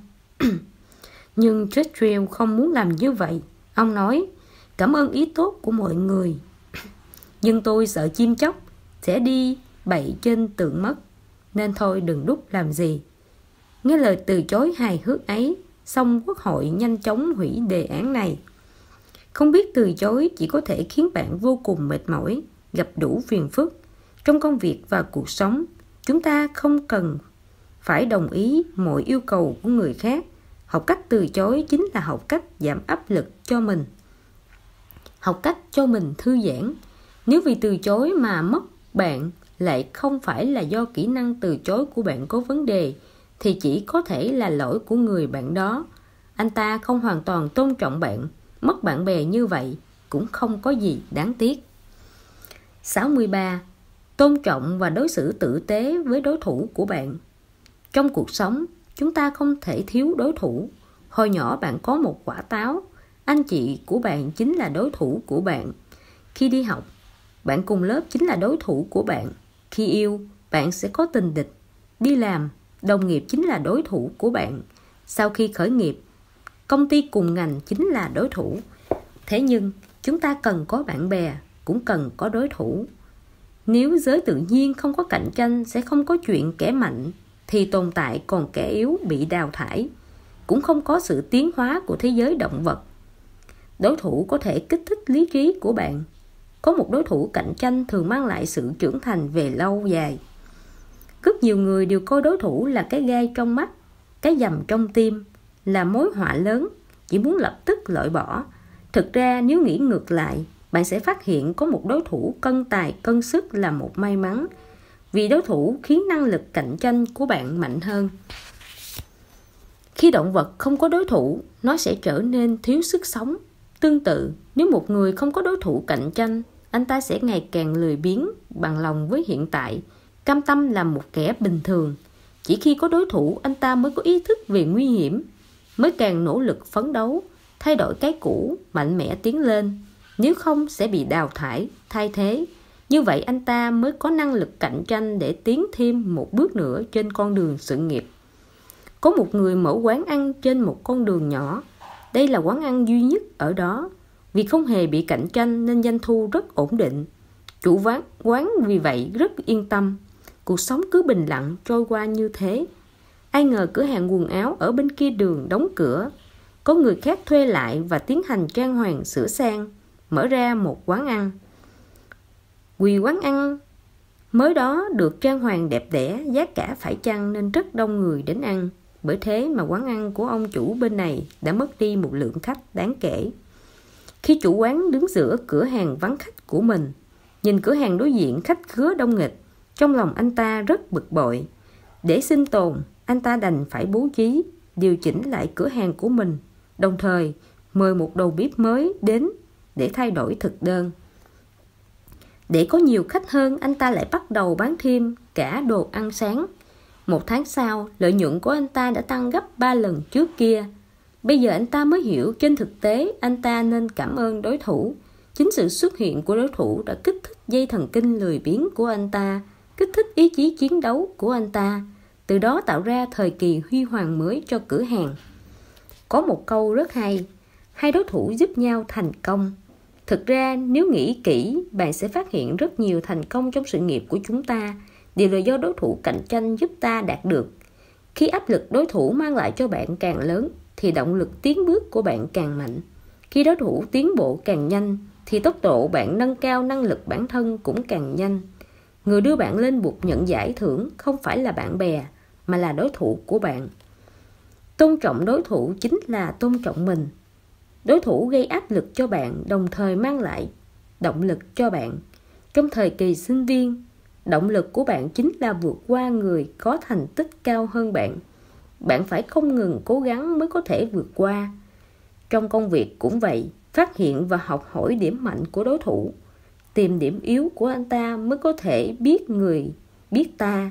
Cũng chính vì vậy bạn mới tiến bộ. Hơn nữa, chỉ khi tôn trọng và đối xử tốt với đối thủ của bạn mới cho thấy sự độ lượng và cao thượng của bạn. Trong buổi họp báo tối ngày 2 tháng 8 năm 2008, tuyển thủ Kobe Bryant của đội tuyển bóng rổ Mỹ nói thẳng, dù đội Mỹ từng thắng đối thủ bao nhiêu điểm, họ cũng sẽ không xem thường bất cứ ai, bất cứ đội bóng nào. Anh ta nói, chúng tôi vô cùng tôn trọng mỗi đồng đội, mỗi đối thủ. Dù như các bạn nói chúng tôi đã thắng rất nhiều lần rồi, nhưng điều đó không có nghĩa là tôi sẽ coi thường bất cứ đối thủ hay đội bóng nào. Không chỉ tôi, mà cả đội tuyển Mỹ đều không như vậy. Chúng tôi tôn trọng mỗi đội bóng, mỗi tuyển thủ đối đầu với mình. Cuối cùng, với chiến tích 8 trận toàn thắng, đội tuyển bóng rổ Mỹ đã rửa được mối nhục đánh rơi tấm huy chương vàng Olympic tại kỳ Thế vận hội Athens 4 năm trước, dù họ là người dẫn đầu xu thế phát triển bóng rổ thế giới. Không ít người khi gặp đối thủ đều cảm thấy khinh thường thực lực của đối thủ phương, nhưng khi phát hiện đối phương có thể uy hiếp mình thì lại vô cùng giận dữ, cuối cùng căm ghét đối phương.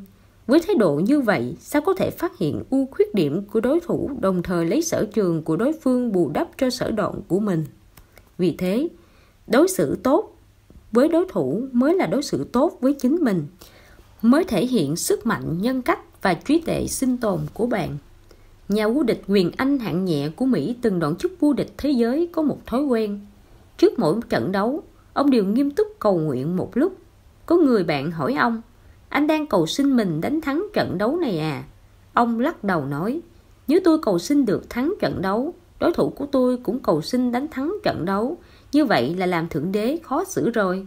Tôi chỉ xin Thượng Đế có thể để chúng tôi đánh một trận đệm bắt và cả hai đều không bị thương. Apple và Microsoft luôn là đối thủ của nhau. Vào thập niên 90 của thế kỷ 20, Microsoft chiếm 90 thị phần. Apple thì gặp rất nhiều khó khăn. Tình hình ngày một tồi tệ. Lúc này Microsoft hoàn toàn có thể hạ gục Apple, nhưng thực tế lại không như vậy. Năm 1997, Microsoft đầu tư 150 triệu đô la cho Apple khai thác sản phẩm mới. Năm 2000, lại đưa ra thị trường Office 2001 có thể dùng trên hệ điều hành iOS dành riêng cho Apple. Có thể nói, Microsoft và Apple từng đối thủ trở thành đồng minh. Cả hai đều là người chiến thắng. Công ty Rich Network của Mỹ từng kiện Microsoft vi phạm luật lũng đoạn thị trường lên tòa án liên bang, yêu cầu Microsoft bồi thường. Khi vụ kiện còn chưa chấm dứt, CEO của Rich Network gọi điện cho Bill Gates, hy vọng file nhạc của công ty mình có thể phát trên mạng Internet và các thiết bị cầm tay. Điều này cần sự ủng hộ của Microsoft. Theo lẽ thường, Bill Gates chắc chắn sẽ từ chối, nhưng bất ngờ là ông lại tỏ ra sẵn lòng hỗ trợ. Trên đây đều là những ví dụ đôi bên cùng có lợi. Những câu chuyện về tôn trọng sự phát triển của nhau có ở khắp mọi nơi, như sự tôn trọng lẫn nhau giữa Canon, Panasonic, Sanyo, Sony của Nhật Bản. Thiết bị điện của Nhật có thể xưng bá thị trường thế giới với tư thế kiêu hãnh, hay như PepsiCo và Coca-Cola. Có thể nói, đối thủ là một nửa thành công của bạn.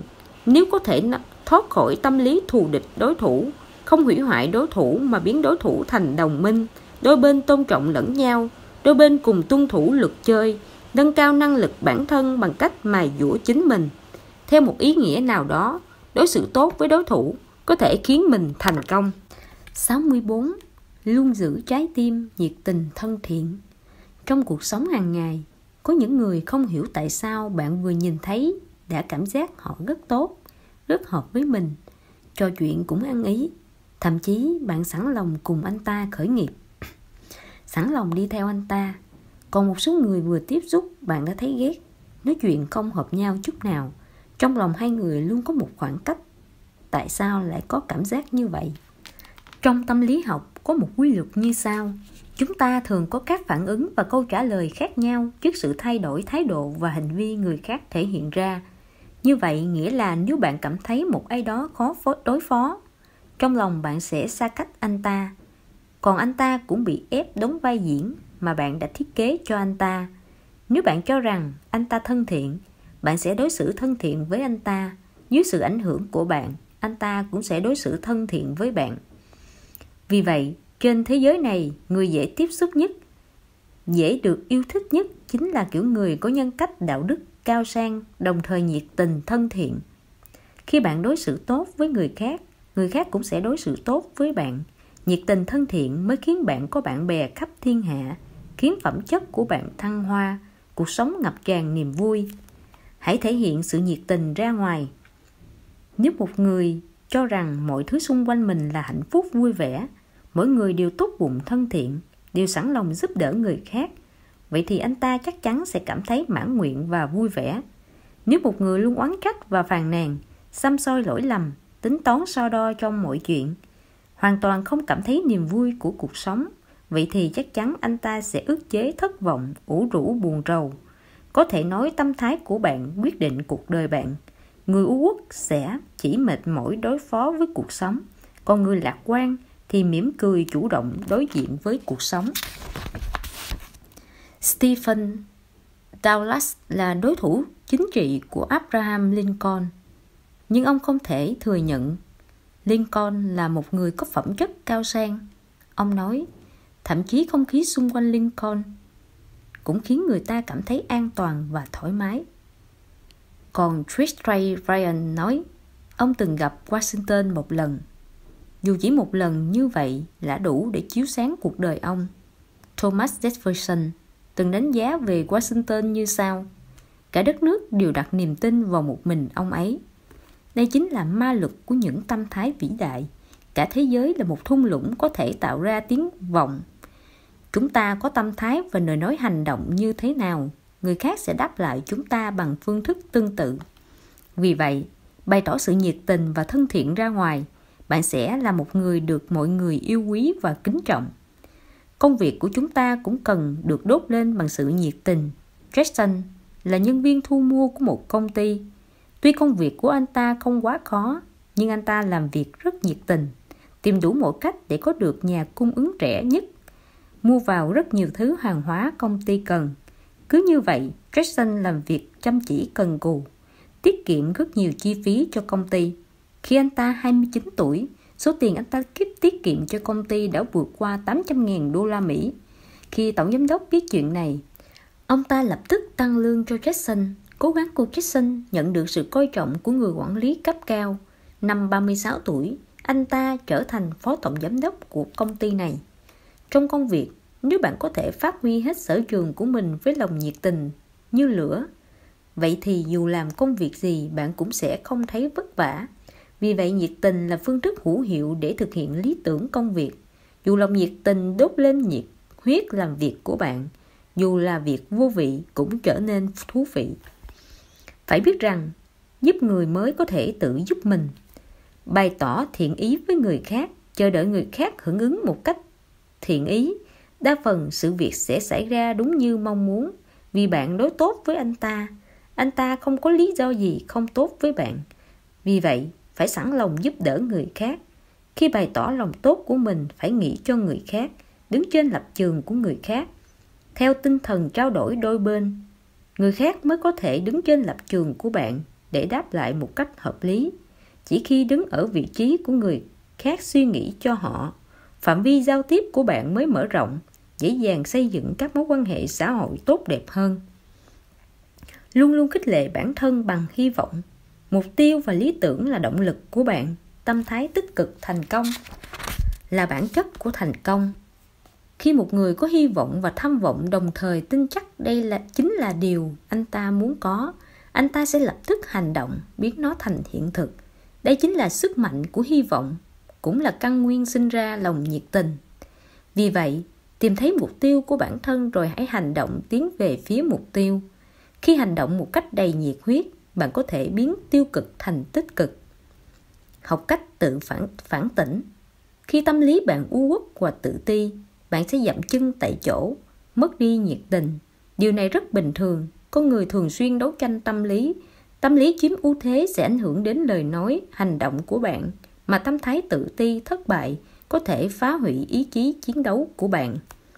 Học cách tự phản tỉnh và điều chỉnh bản thân, nhận thức được rằng mình phải làm những điều tích cực, hướng thiện, khơi dậy lòng nhiệt tình với cuộc sống. Học cách để lòng nhiệt tình xuyên suốt cuộc sống của mình mới có thể đẩy lùi tâm thái u ám, giữ sự nhiệt tình trong tim. Thể hiện lòng nhiệt tình. Thế nào là nhiệt tình? Thực ra đó chính là thể hiện cảm giác trong lòng ra, tập trung chú ý vào việc thúc giục người khác thảo luận chuyện trò với họ thấy hứng thú. Nếu chúng ta làm được điều này, đối phương sẽ bất giác thể hiện ra sức sống của họ một cách tự nhiên. Như vậy là bạn đã nhiệt tình rồi. Cho nên, chúng ta phải hành động một cách nhiệt tình sôi nổi. Khi bạn dùng những lời lẽ đầy nhiệt huyết khích lệ người khác, khích lệ bản thân, bạn sẽ cảm thấy sức mạnh của sự nhiệt tình. 65.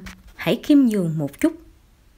Khiêm nhường là phẩm chất đạo đức mà người đời coi trọng và đề cao. Ai cũng thích người khiêm nhường, không ưa những kẻ tự mãn. Ngay cả ngày nay khi người ta ủng hộ việc tự đề cử, khiêm tốn vẫn là một phẩm chất đạo đức đẹp. Người có tính khiêm tốn khiến ai cũng yêu quý, có thể thoải mái thuận lợi hoạt động trong xã hội. Một chàng trai nọ thành tích học tập tại trường đại học rất tốt, giành rất nhiều điểm học bổng. Khi tốt nghiệp, anh ta muốn ứng tuyển vào một công ty nổi tiếng, bèn gửi hồ sơ xin việc. Ai ngờ mấy ngày sau, anh ta nhận được phản hồi: chúng tôi đọc hồ sơ của bạn, cũng thấy rằng bạn có rất khả năng, nhưng bạn viết tiếng Anh quá kém, mắc rất nhiều lỗi sai về ngữ pháp. Chàng trai đó rất sốc, anh ta không phục. Tiếng Anh của tôi rất tốt, sao có thể mắc lỗi ngữ pháp được? Anh ta lại kiểm tra cẩn thận hồ sơ của mình một lần nữa, phát hiện đúng là mình mắc một số lỗi nhỏ mà bản thân ít khi để ý. Thế là anh ta viết một bức thư cho công ty đó. Cảm ơn quý công ty đã chỉ ra lỗi sai của tôi sẽ cẩn thận hơn nữa. Mấy ngày sau, anh ta nhận được thông báo trúng tuyển của công ty đó. Có thể nói chính sự khiêm nhường đã mang lại công việc hằng mơ ước cho chàng trai trong ví dụ trên. Bởi một người khiêm nhường sẽ luôn thấy rằng xung quanh còn có rất nhiều người giỏi hơn mình, sẽ nhận thức được hàm ý của câu học tập là không có giới hạn, sẽ có tầm nhìn rộng mở, không ngừng học hỏi kiến thức mới. Người như vậy mới xứng được khâm phục, mới có thể trọng dụng, mới được người khác yêu mến. Làm người phải khiêm nhường. Từng có một tác giả có chút tiếng tăm được mời tham dự một buổi họp mặt. Anh ta cố tình đến muộn hơn 1 tiếng. Khi đến nơi còn ngạo mạn nói: tôi bận quá, có quá nhiều người mời tôi phát biểu. Hôm nay các anh nhất quyết bắt tôi tới đây, thế thì tôi sẽ nói mấy câu ngắn gọn. Anh ta vừa dứt lời đã chọc giận người tổ chức. Anh ta lập tức nói luôn: đừng nói nữa, anh đi làm việc của anh đi, ở đây chúng tôi không cần anh. Tác giả này sở dĩ rơi vào tình cảnh xấu hổ này rõ ràng là vì anh ta không hiểu đạo lý cơ bản. Làm người phải khiêm nhường. Làm người nên kín đáo, đối xử khiêm nhường với người khác. Người khiêm nhường vì khoan dung nên vĩ đại, vì vĩ đại nên làm nên việc lớn. Khiêm nhường là một đức tính tích cực. Vận dụng nó một cách hợp lý đúng đắn có thể khiến cho tinh thần, văn hóa và vật chất của con người không ngừng nâng cao và tiến bộ. Đối đãi khiêm nhường với người khác mới được mọi người yêu mến. Ngày 11 tháng 2 năm 2007, Đại học Howard, Mỹ đã đầu tiên kể từ khi thành lập năm 1636, có một nữ hiệu trưởng, bà Rel Reed Pauls. Trước Pauls, 20 vị hiệu trưởng của Howard đều là nam. Paul là nhà sử học người Mỹ. Việc bà trúng cử khiến một số nhà giáo dục cảm thấy rất bất ngờ. Nhưng hiệu trưởng Đại học Washington, Mark Stephen Grayson, lại cho rằng người mà Howard cần không phải là một người giàu kinh nghiệm quản lý, mà là một nhà lãnh đạo có thể cổ vũ khích lệ người khác. Một người chính trực mà mọi người có ấn tượng tốt. Nhìn từ điểm này thì Paul rất phù hợp với vị trí đó. Mọi người đều cho rằng bà là người ôn hòa, khiêm tốn, có khả năng phán đoán, rất được sinh viên yêu mến. Có thể nói dù mục tiêu là gì, muốn thành công thì khiêm nhường là tính cách bắt buộc phải có. Sau khi đạt đến đỉnh cao thành công, bạn sẽ phát hiện khiêm nhường càng quan trọng hơn. Chỉ người khiêm nhường mới có được sự sáng suốt, trí tuệ. Vì dù sao thành công của sự nghiệp cũng không thể tách rời sự giúp đỡ của các giới trong xã hội, không thể tách rời sự hỗ trợ của các đồng nghiệp. Chỉ có người kín đáo khiêm nhường mới giành được sự ủng hộ từ mọi phía. Nếu chỉ kiếm hư danh, sẽ chỉ khiến bạn rời xa xã hội, rời xa bạn bè, cuối cùng xa rời thành công. Trái với khiêm nhường chính là phù phiếm và ngạo mạn. Phù phiếm là bạn đồng hành của ngạo mạn. Ngạo mạn là mặt đối lập của thành công. Người phù phiếm thường sáng nắng chiều mưa, làm việc gì cũng không thể tịnh tâm được, đứng núi này trong núi nọ, không thể cố gắng hết sức làm một việc gì, từ đó không thể nhận thức được bản chất sự việc, sự vật, rất khó đạt được thành công cao hơn trên con đường sự nghiệp. Kiểu người thùng rỗng kêu to, đa phần đều phù phiếm, vì thế làm người phải tránh kiêu ngạo phù phiếm, học cách giữ tâm thái ôn hòa mới có thể bình tĩnh, khách quan, chu đáo, mới có thể làm mọi việc ổn thỏa, phát huy được khả năng sáng tạo. Chuyên tâm nỗ lực làm việc, toàn tâm toàn ý làm tốt công việc là gốc rễ của đối nhân xử thế, cũng là tố chất cần thiết để làm việc lớn. Công việc của mỗi người đều có giá trị nhất định. Những người xung quanh có đánh giá của họ. Lịch sử cũng có sự đánh giá của nó. Vì vậy trong cuộc sống thường ngày, phải học cách khiêm nhường với người khác, tránh xa sự ngạo mạn, dồn tâm huyết và thời gian vào công việc thực sự, như vậy mới có thể giành được thành công. Cử chỉ lời nói cần tế nhị kín đáo. Nếu có người hỏi bạn thích người thẳng thắn hay người vòng vo, chắc chắn bạn sẽ đáp là người thẳng thắn. Đúng vậy, trong cuộc sống chúng ta đều thích những người thẳng thắn, phóng khoáng. Hy vọng đôi bên có thể thẳng thắn chân thành đối xử với nhau. Nhưng chúng ta thường rơi vào mâu thuẫn. Thích đối phương thẳng thắn với mình nhưng lại bực bội khi người ta không biết lựa lời dễ nghe. Đúng vậy, thẳng thắn cũng phải tùy thời điểm, nên ăn nói tế nhị, kín đáo một chút thì tốt hơn. Người thẳng thắn nói ra suy nghĩ trong lòng sẽ cảm thấy rất thoải mái, nhưng cũng sẽ rất dễ làm tổn thương người khác. Có thể đối phương vì không thể chấp nhận được mà sẽ làm một điều cực đoan hơn để đáp lại. Thế nên khi giao tiếp với người khác cần chú trọng nói năng. Khi đưa ra kiến nghị và ý kiến phải chú ý thời cơ, cách thức, phải suy nghĩ kỹ càng để lời nói đạt được hiệu quả tích cực nhất. Bởi dù sao đa số mọi người đều có sĩ diện, nhất là người có địa vị, phải học cách cảm nhận không khí lúc đó và tâm trạng của đối phương. Khi đó có phải là lúc thích hợp để dốc hết suy nghĩ trong lòng hay chỉ nói sơ qua, hoặc tạm thời chưa bàn tới vấn đề đó. Đợi đến lúc có cơ hội thích hợp mới nói, không cần lập tức phải bày tỏ ngay. Ngoài ra phải nói chậm, lời nói ra phải cân nhắc thật kỹ, phải kín kẽ, đi thẳng vào vấn đề, diễn đạt đúng ý, có mục tiêu rõ ràng và thể hiện được thành ý muốn hướng đến điều tốt nhất. Muốn phát triển lâu dài và có mạng lưới quan hệ rộng rãi thì phải học được kỹ năng này. Khổng Tử từng nói, lục thập nhi nhĩ thuận, tức là con người đến 60 tuổi thấu hiểu hết nhân tình thế thái mới học được cách độ lượng. Nên chúng ta khi đối nhân xử thế phải khéo léo một chút, khiêm nhường một chút để được mọi người yêu mến. Có nhiều bạn bè thật sự, tránh nói năng quá gay gắt sắc bén mới được người khác quý mến và tôn trọng. 66. Tránh sự khó xử bằng cách nói năng khéo léo. Cách thức giao tiếp cơ bản nhất của con người là nói chuyện.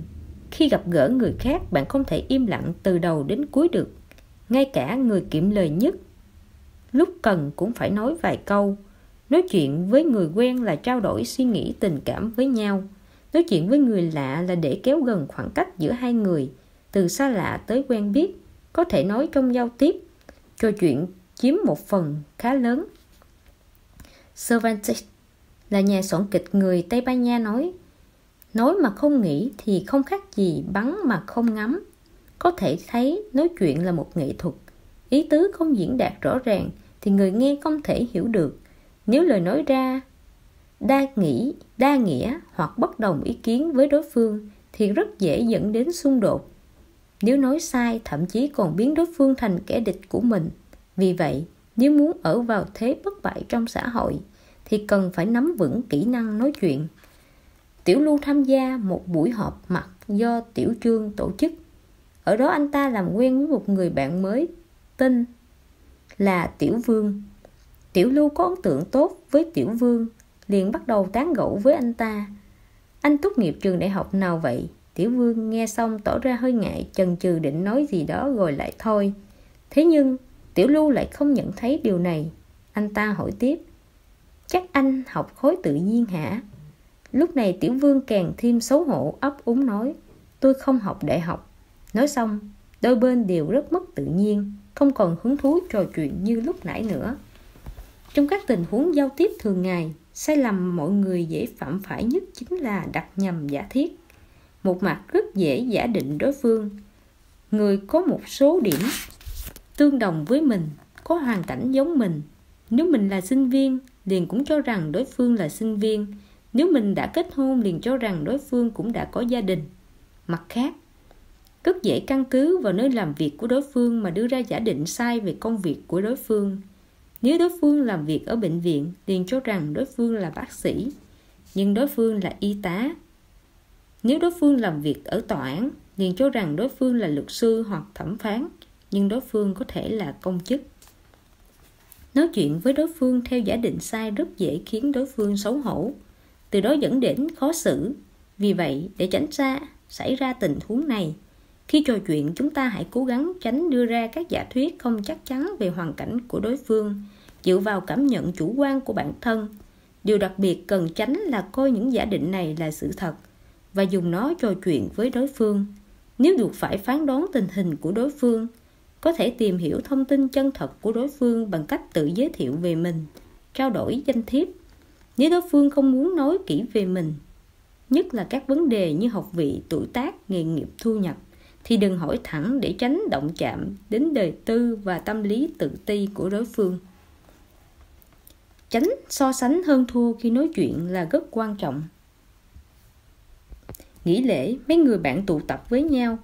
Tiểu Lý nói chuyện nhiều nhất, liền nói: năm nay ông Trương mua một căn nhà rộng 120 mét vuông, đúng là người lắm tiền có khác. A Huy vừa mua một chiếc Bill Lacroix. Tôi được ngồi một lần rồi, đã lắm. Nghe nói trước Tết anh xin nghỉ việc, ra Tết định vào chỗ nào ngon hả? Một lúc sau, Tiểu Lý phát hiện các bạn đều chia thành từng nhóm nói chuyện riêng.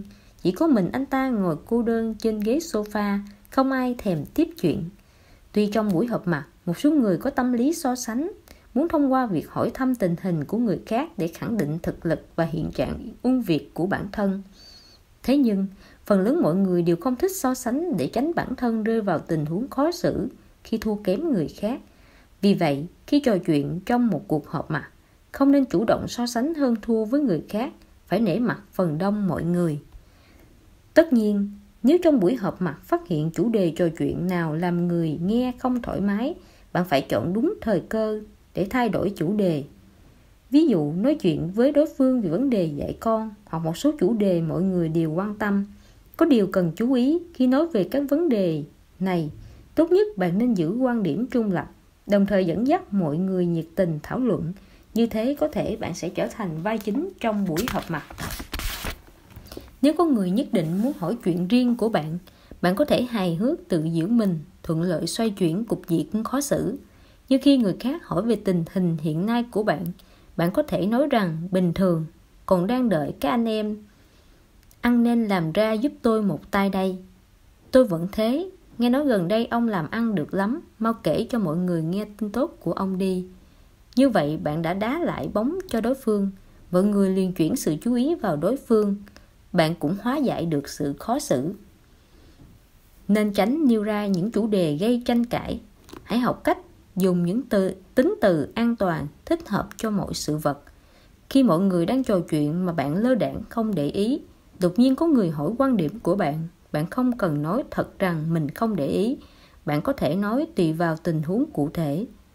Có lúc chuyện không đơn giản như thế, không thể gom hết vào một loại mà đánh giá được. Người giỏi ăn nói chẳng qua là người nhìn ra được thái độ, sở thích và mục đích của đối phương, biết nói lời đối phương thích nghe, thêm vào đó là nắm được sự thay đổi của thời cơ và một số chi tiết cần chú ý, đạt được mục đích làm đối phương vui vẻ, không khí trò chuyện hòa hợp. Để làm được điều này, cá nhân phải lĩnh hội và phát huy trong thực tiễn. Ví dụ người giỏi ăn nói sẽ khiến đối phương nói về bản thân họ. Khi gặp người lạ, nhất là lúc không biết nói gì, bạn có thể khiến đối phương nói về chính họ. Ví dụ hỏi: anh là người ở đâu? Anh thấy không khí ở đây thế nào? Anh lập gia đình chưa? Những chủ đề này dễ khiến đối phương cảm thấy bạn có hứng thú với anh ta, chú ý đến anh ta, từ đó xóa tan không khí gượng gạo, khiến cuộc trò chuyện của hai người trở nên vui vẻ hòa hợp. Bởi mỗi người đều là chuyên gia về bản thân mình, anh ta sẽ rất hứng thú và có thể thảo luận chủ đề về bản thân anh ta. Tất nhiên khi đối phương tỏ ra không muốn trả lời một câu hỏi nào đó của bạn, thì phải thay đổi chủ đề, tránh làm đối phương phản cảm. Tuyệt đối tránh lấy mình làm trung tâm. Một nhà soạn kịch sau khi làm quen với một cô gái liền nói về mình và kịch bản của mình hơn 1 tiếng đồng hồ. Anh ta cảm thấy ngượng, bèn nói với cô gái: ngại quá, hôm nay nói về tôi thế là đủ rồi.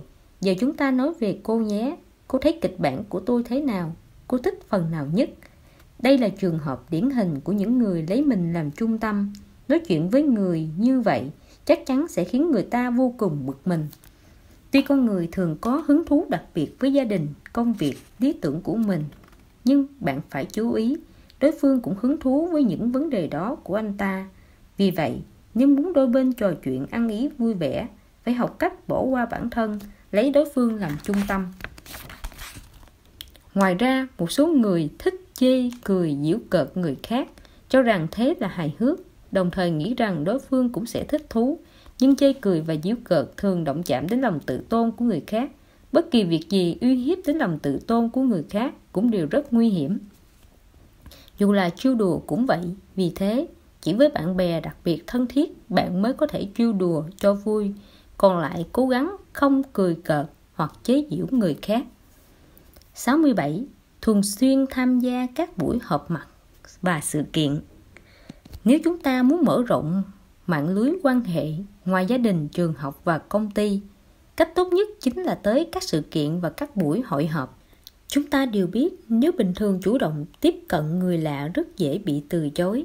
Nhưng trong các cuộc họp mặt, hội nhóm, trong tình huống tự nhiên, con người sẽ dễ dàng giao tiếp với nhau hơn. Không khí đó cũng có lợi cho việc xây dựng tình cảm và sự tin cậy giữa đôi bên. Ở nhiều nước, mỗi khi một buổi họp mặt được tổ chức, ai tới cũng được, không giới hạn chỉ những người quen biết hoặc được mời mới đến. Gần như ai cũng từng tham gia các buổi hội họp, nhưng tham gia như thế nào, trò chuyện giao tiếp với những người gặp ở đó như thế nào, làm thế nào để xây dựng mối quan hệ với họ cũng là một môn học. Việc bạn nắm vững môn học này, kết giao một cách có chọn lọc sẽ rất có lợi cho sự phát triển mạng lưới quan hệ của bạn. Tham gia các buổi hội họp còn có lợi cho việc tăng cường trí nhớ. Chúng ta thường ngưỡng mộ những người có trí nhớ siêu phàm trong giao tiếp. Những người này sau khi gặp mặt người khác một lần đã có thể nhớ được tên họ, đặc trưng, thân phận và sở thích của đối phương. Khi gặp lại, có thể nhận ra đối phương một cách chính xác, đồng thời trò chuyện thân mật với đối phương. Mạng lưới quan hệ của những người như vậy rất rộng, có vốn tri thức rộng và trí nhớ tốt. Nhưng thực ra làm được điều đó không hề khó. Bạn muốn có trí nhớ siêu phàm như vậy không? Hãy thường xuyên tham dự các sự kiện và các buổi họp mặt đi.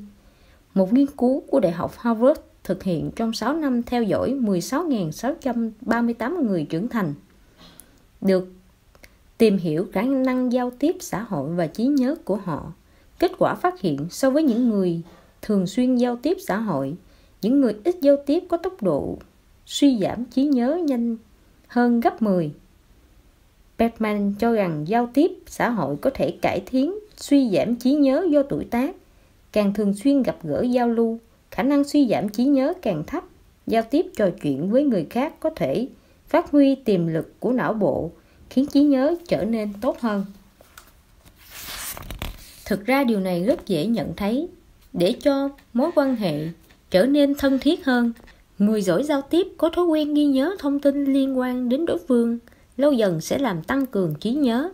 Ngoài ra, trong quá trình giao tiếp sẽ gặp nhiều cách nhìn, quan điểm, sự vật mới mẻ, đa dạng. Những điều này đều mang lại kích thích có lợi cho não bộ, từ đó khiến lối tư duy rộng mở, tăng cường trí nhớ. Hội họp chỉ tạo cơ hội và điều kiện cho bạn kết giao với người khác. Còn làm thế nào để làm quen với người hữu dụng với mình? Làm thế nào xây dựng mối quan hệ với họ? Bạn phải nỗ lực hơn nữa. Nếu bạn tham gia hội họp chỉ để ăn cơm uống rượu, vậy thì những buổi hội họp này không có lợi ích gì với bạn. Vì vậy, chúng ta phải nắm được cách thức kết giao với người khác. Suy nghĩ cho đối phương là điểm mấu chốt để làm quen với họ. Đầu tiên phải chân thật, giữ sự chân thành khi giao thiệp với đối phương trên nguyên tắc có lợi cho họ. Luôn nghĩ cho lợi ích của đối phương mới có thể khiến cho từng cử chỉ hành động của mình tự nhiên, không giả tạo. Hãy tìm cách có được sự gần gũi và công nhận của đối phương. Thông thường, muốn có được sự gần gũi và công nhận của người khác thì phải gần gũi và công nhận anh ta. Ví dụ, hãy quan tâm người gần gũi nhất của anh ta. Bất cứ ai cũng đặc biệt quan tâm đến người gần gũi với mình. Khi phát hiện người khác cũng quan tâm người mà mình quan tâm, liền nảy sinh cảm giác vô cùng gần gũi, quan tâm đến những việc anh ta quan tâm. Cũng có tác dụng như vậy. Khi kết giao với người khác, có thể vận dụng đặc điểm tâm lý này để thu hẹp khoảng cách đôi bên. Ngoài ra, đừng keo kiệt sự giúp đỡ của bạn. Nhiệt tình giúp đỡ là cách dễ dàng nhất để lấy được thiện cảm của người khác. Có câu có qua có lại. Nếu bạn giúp người khác việc gì, hãy giúp hết sức mình. Như vậy không chỉ có tiếng tăm tốt mà còn nhận được sự cảm kích và thừa nhận của anh ta. Con người thông thường đều vui lòng kết bạn và qua lại với người nhiệt tình. Nếu quan niệm và cách nhìn của bạn mâu thuẫn với người khác, phải kịp thời đổi chủ đề, vì bạn đến kết bạn chứ không đến để chuốc thêm kẻ địch. Có lúc để có được sự công nhận của người khác, bạn còn phải tạm thời thuận theo quan điểm của anh ta. Nhưng tốt nhất vẫn là đổi chủ đề trò chuyện. Trong giao tiếp, mỗi người đều muốn được người khác công nhận và tán đồng. Khi bạn nắm được tâm lý này, biết cách thỏa mãn mấy loại tâm lý dưới đây, bạn sẽ dễ dàng có được sự thừa nhận và thân thiết của người khác. Mỗi người đều có ham muốn thể hiện giá trị bản thân. Hãy học cách khen ngợi người khác, bởi vì lời khen chân thành không chỉ kích thích tâm thái tích cực của người được khen mà còn khiến anh ta nảy sinh thôi thúc muốn kết giao với bạn. Mỗi người đều có tâm lý tự hào về một kỹ năng nào đó của mình. Nếu bạn biết cách hỏi ý kiến, nhờ họ chỉ bảo thì rất dễ làm quen và kết bạn với họ. Mỗi người đều muốn được người khác tôn trọng, hy vọng đạo đức, nhân cách, học thức, tài hoa của mình được công nhận. Nếu bạn chủ động hỏi thăm đối phương bằng giọng điệu tôn trọng, sẽ dễ dàng được người khác quý mến. Nói chuyện không hợp thì nửa câu cũng thấy nhiều. Con người thường thích kết giao với người nói chuyện hợp với mình. Nếu bạn muốn kết bạn được với người khác thì phải học cách tìm ra sở thích, hứng thú chung giữa hai bên. Một người luôn có tâm lý đặc biệt tin tưởng vào người mình sùng bái, việc mình lựa chọn. Có lúc thà chấp nhận thực trạng của người đó, hai việc đó, chứ không nghe người khác sửa sai và chỉ bảo. Vì vậy, nếu thứ đối phương thích được bạn đánh giá cao, bạn có thể có được sự thừa nhận của anh ta. Người Trung Quốc thường nói, duyên phận thực ra thường là có duyên không phận. Tại sao lại nói như vậy? Trong một buổi tiệc, mọi người từ khắp nơi tụ họp lại một chỗ, đó là duyên. Nhưng sau buổi tiệc đó, không ít người, nhiều nhất chỉ mang về một đống danh thiếp, sau này không bao giờ liên lạc lại nữa. Tham gia hội họp như vậy rất vô nghĩa. Sau mỗi lần họp mặt, phải học cách duy trì bảo vệ các mối quan hệ của bạn, nhất là những mối quan hệ chất lượng cao. Thế nào là chất lượng cao? Chất lượng cao không phải là càng nhiều càng tốt, cũng không được quá thực dụng. Mối quan hệ xây dựng trên nền tảng chỉ để lợi dụng là không thể bền lâu, cũng không vững chắc. Phải đối xử chân thành với người khác, duy trì và bảo vệ mạng lưới quan hệ của bạn một cách chắc chắn. 68. Thản nhiên chấp nhận sự phê bình của người khác. Một nhà khoa học nghiên cứu ra kỹ thuật nhân bản vô tính người. Ông ta biết mình không còn sống được bao lâu nữa, bèn nhân bản ra 12 bản sao của mình, muốn đánh lừa thần chết hòng bảo toàn mạng sống. Kỹ thuật của nhà khoa học vô cùng hoàn mỹ, thần chết cũng không phân biệt được ai mới là mục tiêu thực sự. Nhưng ông ta nghĩ ra một cách. Ông ta nói với đám người này, thưa Ngài đúng là một thiên tài, có thể nhân bản ra sản phẩm nhân bản giống thật như vậy. Đáng tiếc là tôi vẫn phát hiện ra sản phẩm của Ngài có một khuyết điểm nhỏ. Còn chưa nói xong, nhà khoa học đó đã đùng đùng nổi giận. Không thể nào, kỹ thuật của tôi rất hoàn hảo, tuyệt đối không thể có khuyết điểm. Thần chết liền tóm lấy người nói, đưa ông ta đi. Tuy đây chỉ là chuyện cười, nhưng nó cũng cho thấy tâm lý của con người. Khi đối diện với sự phê bình, rất nhiều người có vẻ mặt mất tự nhiên, thầm cào nhào trong bụng, còn tìm ra một chút sai sót trong lời nói của người phê bình để biện bạch cho mình. Trường hợp nghiêm trọng còn thẹn quá hóa giận, xin lòng oán trách. Nhưng trên thực tế, nếu chúng ta thật sự hiểu được đạo lý thuốc đắng giả tật, dám chấp nhận uống thuốc đắng để chữa bệnh, thì có thể thản nhiên chấp nhận sự phê bình của người khác. Carnegie từng nói, nếu bạn đúng thì phải thử thuyết phục người khác đồng ý với bạn một cách ôn hòa, có kỹ thuật. Nếu bạn sai thì phải nhanh chóng và nhiệt thành thừa nhận. So với tranh biện cho bản thân thì làm vậy có hiệu quả và thú vị hơn nhiều.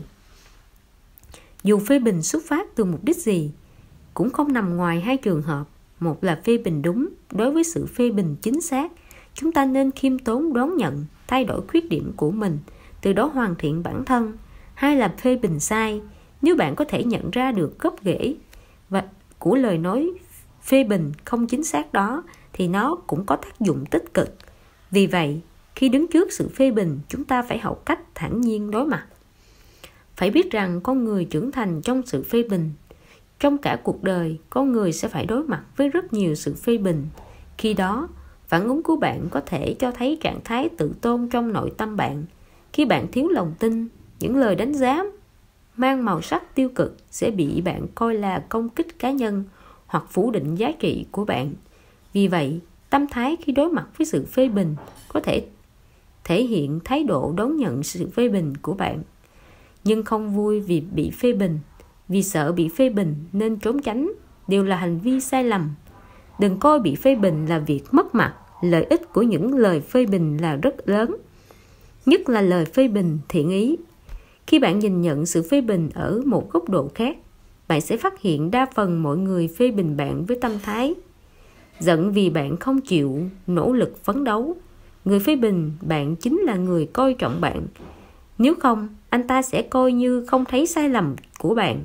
Kể cả có một lời phê bình mang tính công kích cá nhân thì cũng không sao. Hành vi và phẩm chất đạo đức của bạn không chỉ mình anh ta nhận thấy. Phê bình ác ý sẽ chỉ khiến người phê bình mất đi sự tôn trọng của người khác, không ảnh hưởng gì đến bạn cả. Ở Mỹ, có một người tiếp thị. Khi mới bắt đầu tiếp thị sản phẩm của Colgate, lượng tiêu thụ rất thấp. Anh ta rất lo lắng, nhưng luôn tin chắc sản phẩm và giá cả đều không có vấn đề gì. Vì vậy, anh ta cho rằng cách thức tiếp thị của mình cần cải thiện. Từ đó về sau, mỗi khi tiếp thị thất bại, anh ta đều hỏi đối phương: "Xin anh hãy cho tôi biết vừa rồi tôi đã làm sai điều gì." Kinh nghiệm của anh phong phú hơn tôi, lại có sự nghiệp thành công. Hy vọng anh có thể chỉ bảo tôi. Có gì anh cứ nói thẳng, nhất định tôi sẽ tiếp thu. Thái độ này khiến người tiếp thị có được tình bạn quý giá và những lời khuyên chân thành. Sự nghiệp của anh ta cũng nhanh chóng phát triển. Sau đó anh ta trở thành tổng giám đốc công ty Colgate. Anh ta chính là ngài Edward Little. Mỗi người đều từng bước trưởng thành trong sự phê bình và khen ngợi.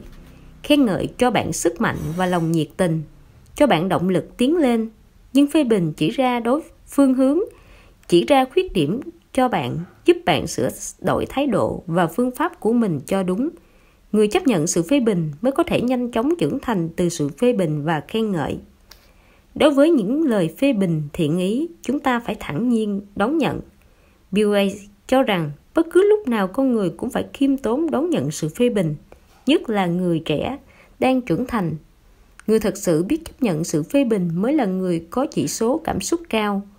Họ sẽ coi sự phê bình của người khác là cơ hội để cải thiện công việc, hoàn thiện cá tính, khống chế cảm xúc, nâng cao khả năng, chịu đựng về tâm lý và kích thích ý chí chiến đấu của mình.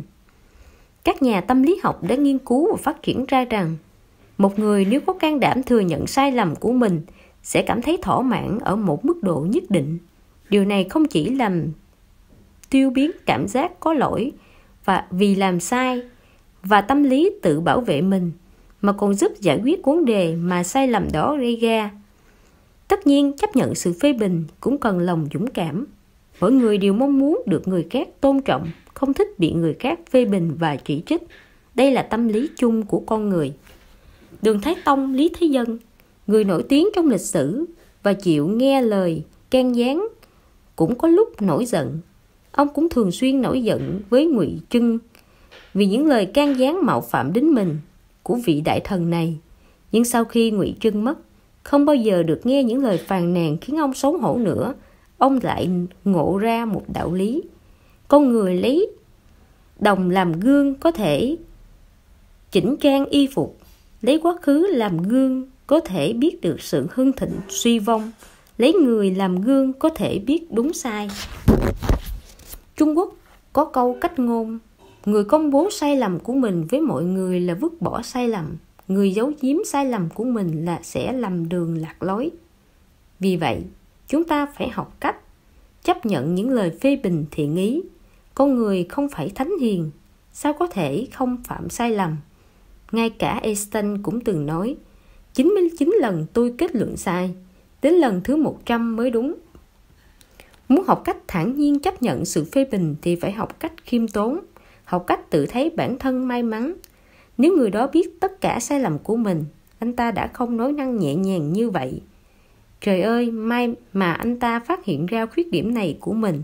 Nếu không biết mình còn sai đến bao giờ nữa. Khi tiếp nhận sự phê bình của người khác, đừng vội bày tỏ ý kiến phản đối của mình. Phản bác ngay tại chỗ, phân bua cho bản thân là tâm thái thường gặp khi người bình thường vấp phải sự phê bình. Nhưng trực tiếp phản bác và phân giải không thể giải quyết vấn đề. Ngược lại, có thể nó sẽ khiến mâu thuẫn gay gắt. Vì vậy, khi người khác phê bình bạn, đầu tiên nên thẳng thắn chân thành đối mặt với người phê bình. Tỏ thái độ sẵn lòng tiếp nhận.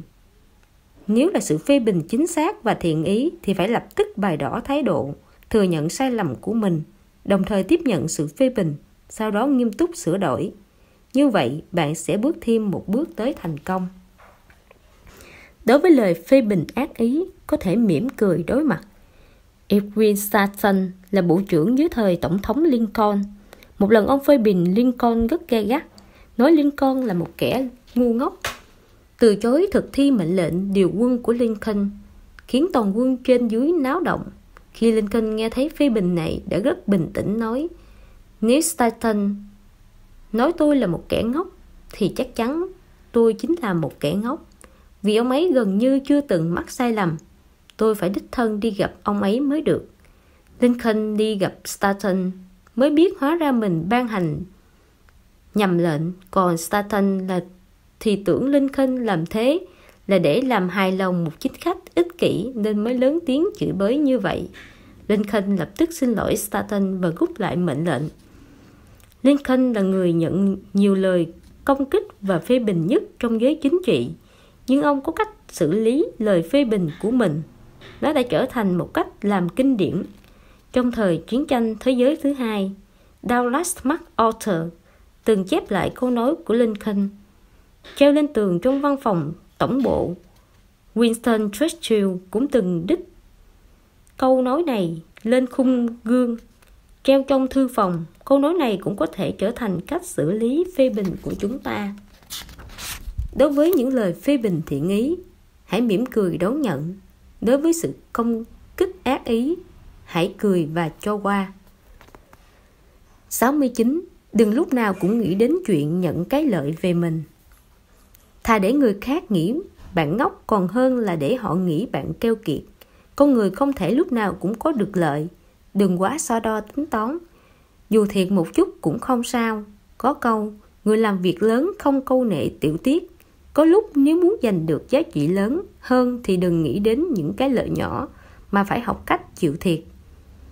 Tổng thống Mỹ F.K. Keller hồi nhỏ có vẻ rất ngốc nghếch. Người lớn đều thích trêu cậu bé. Em Kelly cũng không thấy bực mình. Một lần, một người lớn muốn xem em Kelly có ngu ngốc thật không, bèn lấy ra tờ $10 và một tờ $1 bảo cậu chọn. Nhưng em Kelly chọn tờ $1. Trời ơi, người kia kêu lên, thằng bé này ngốc thật đấy. Có điều cũng vui ra phết. Anh ta kể chuyện này với tất cả mọi người. Mọi người đều không tin có đứa bé ngốc như vậy. Lần lượt chạy tới thử. Kết quả, em Kelly luôn chỉ chọn một tờ $1. Mẹ em Kelly thấy vậy thì rất lo lắng, bèn hỏi cậu bé, con ơi, con biết 10 lớn hơn 1 chứ? Vâng, con biết, em Kelly đáp. Vậy sao con không lấy tờ $10? Vì nếu làm thế, họ sẽ không cho con tiền nữa.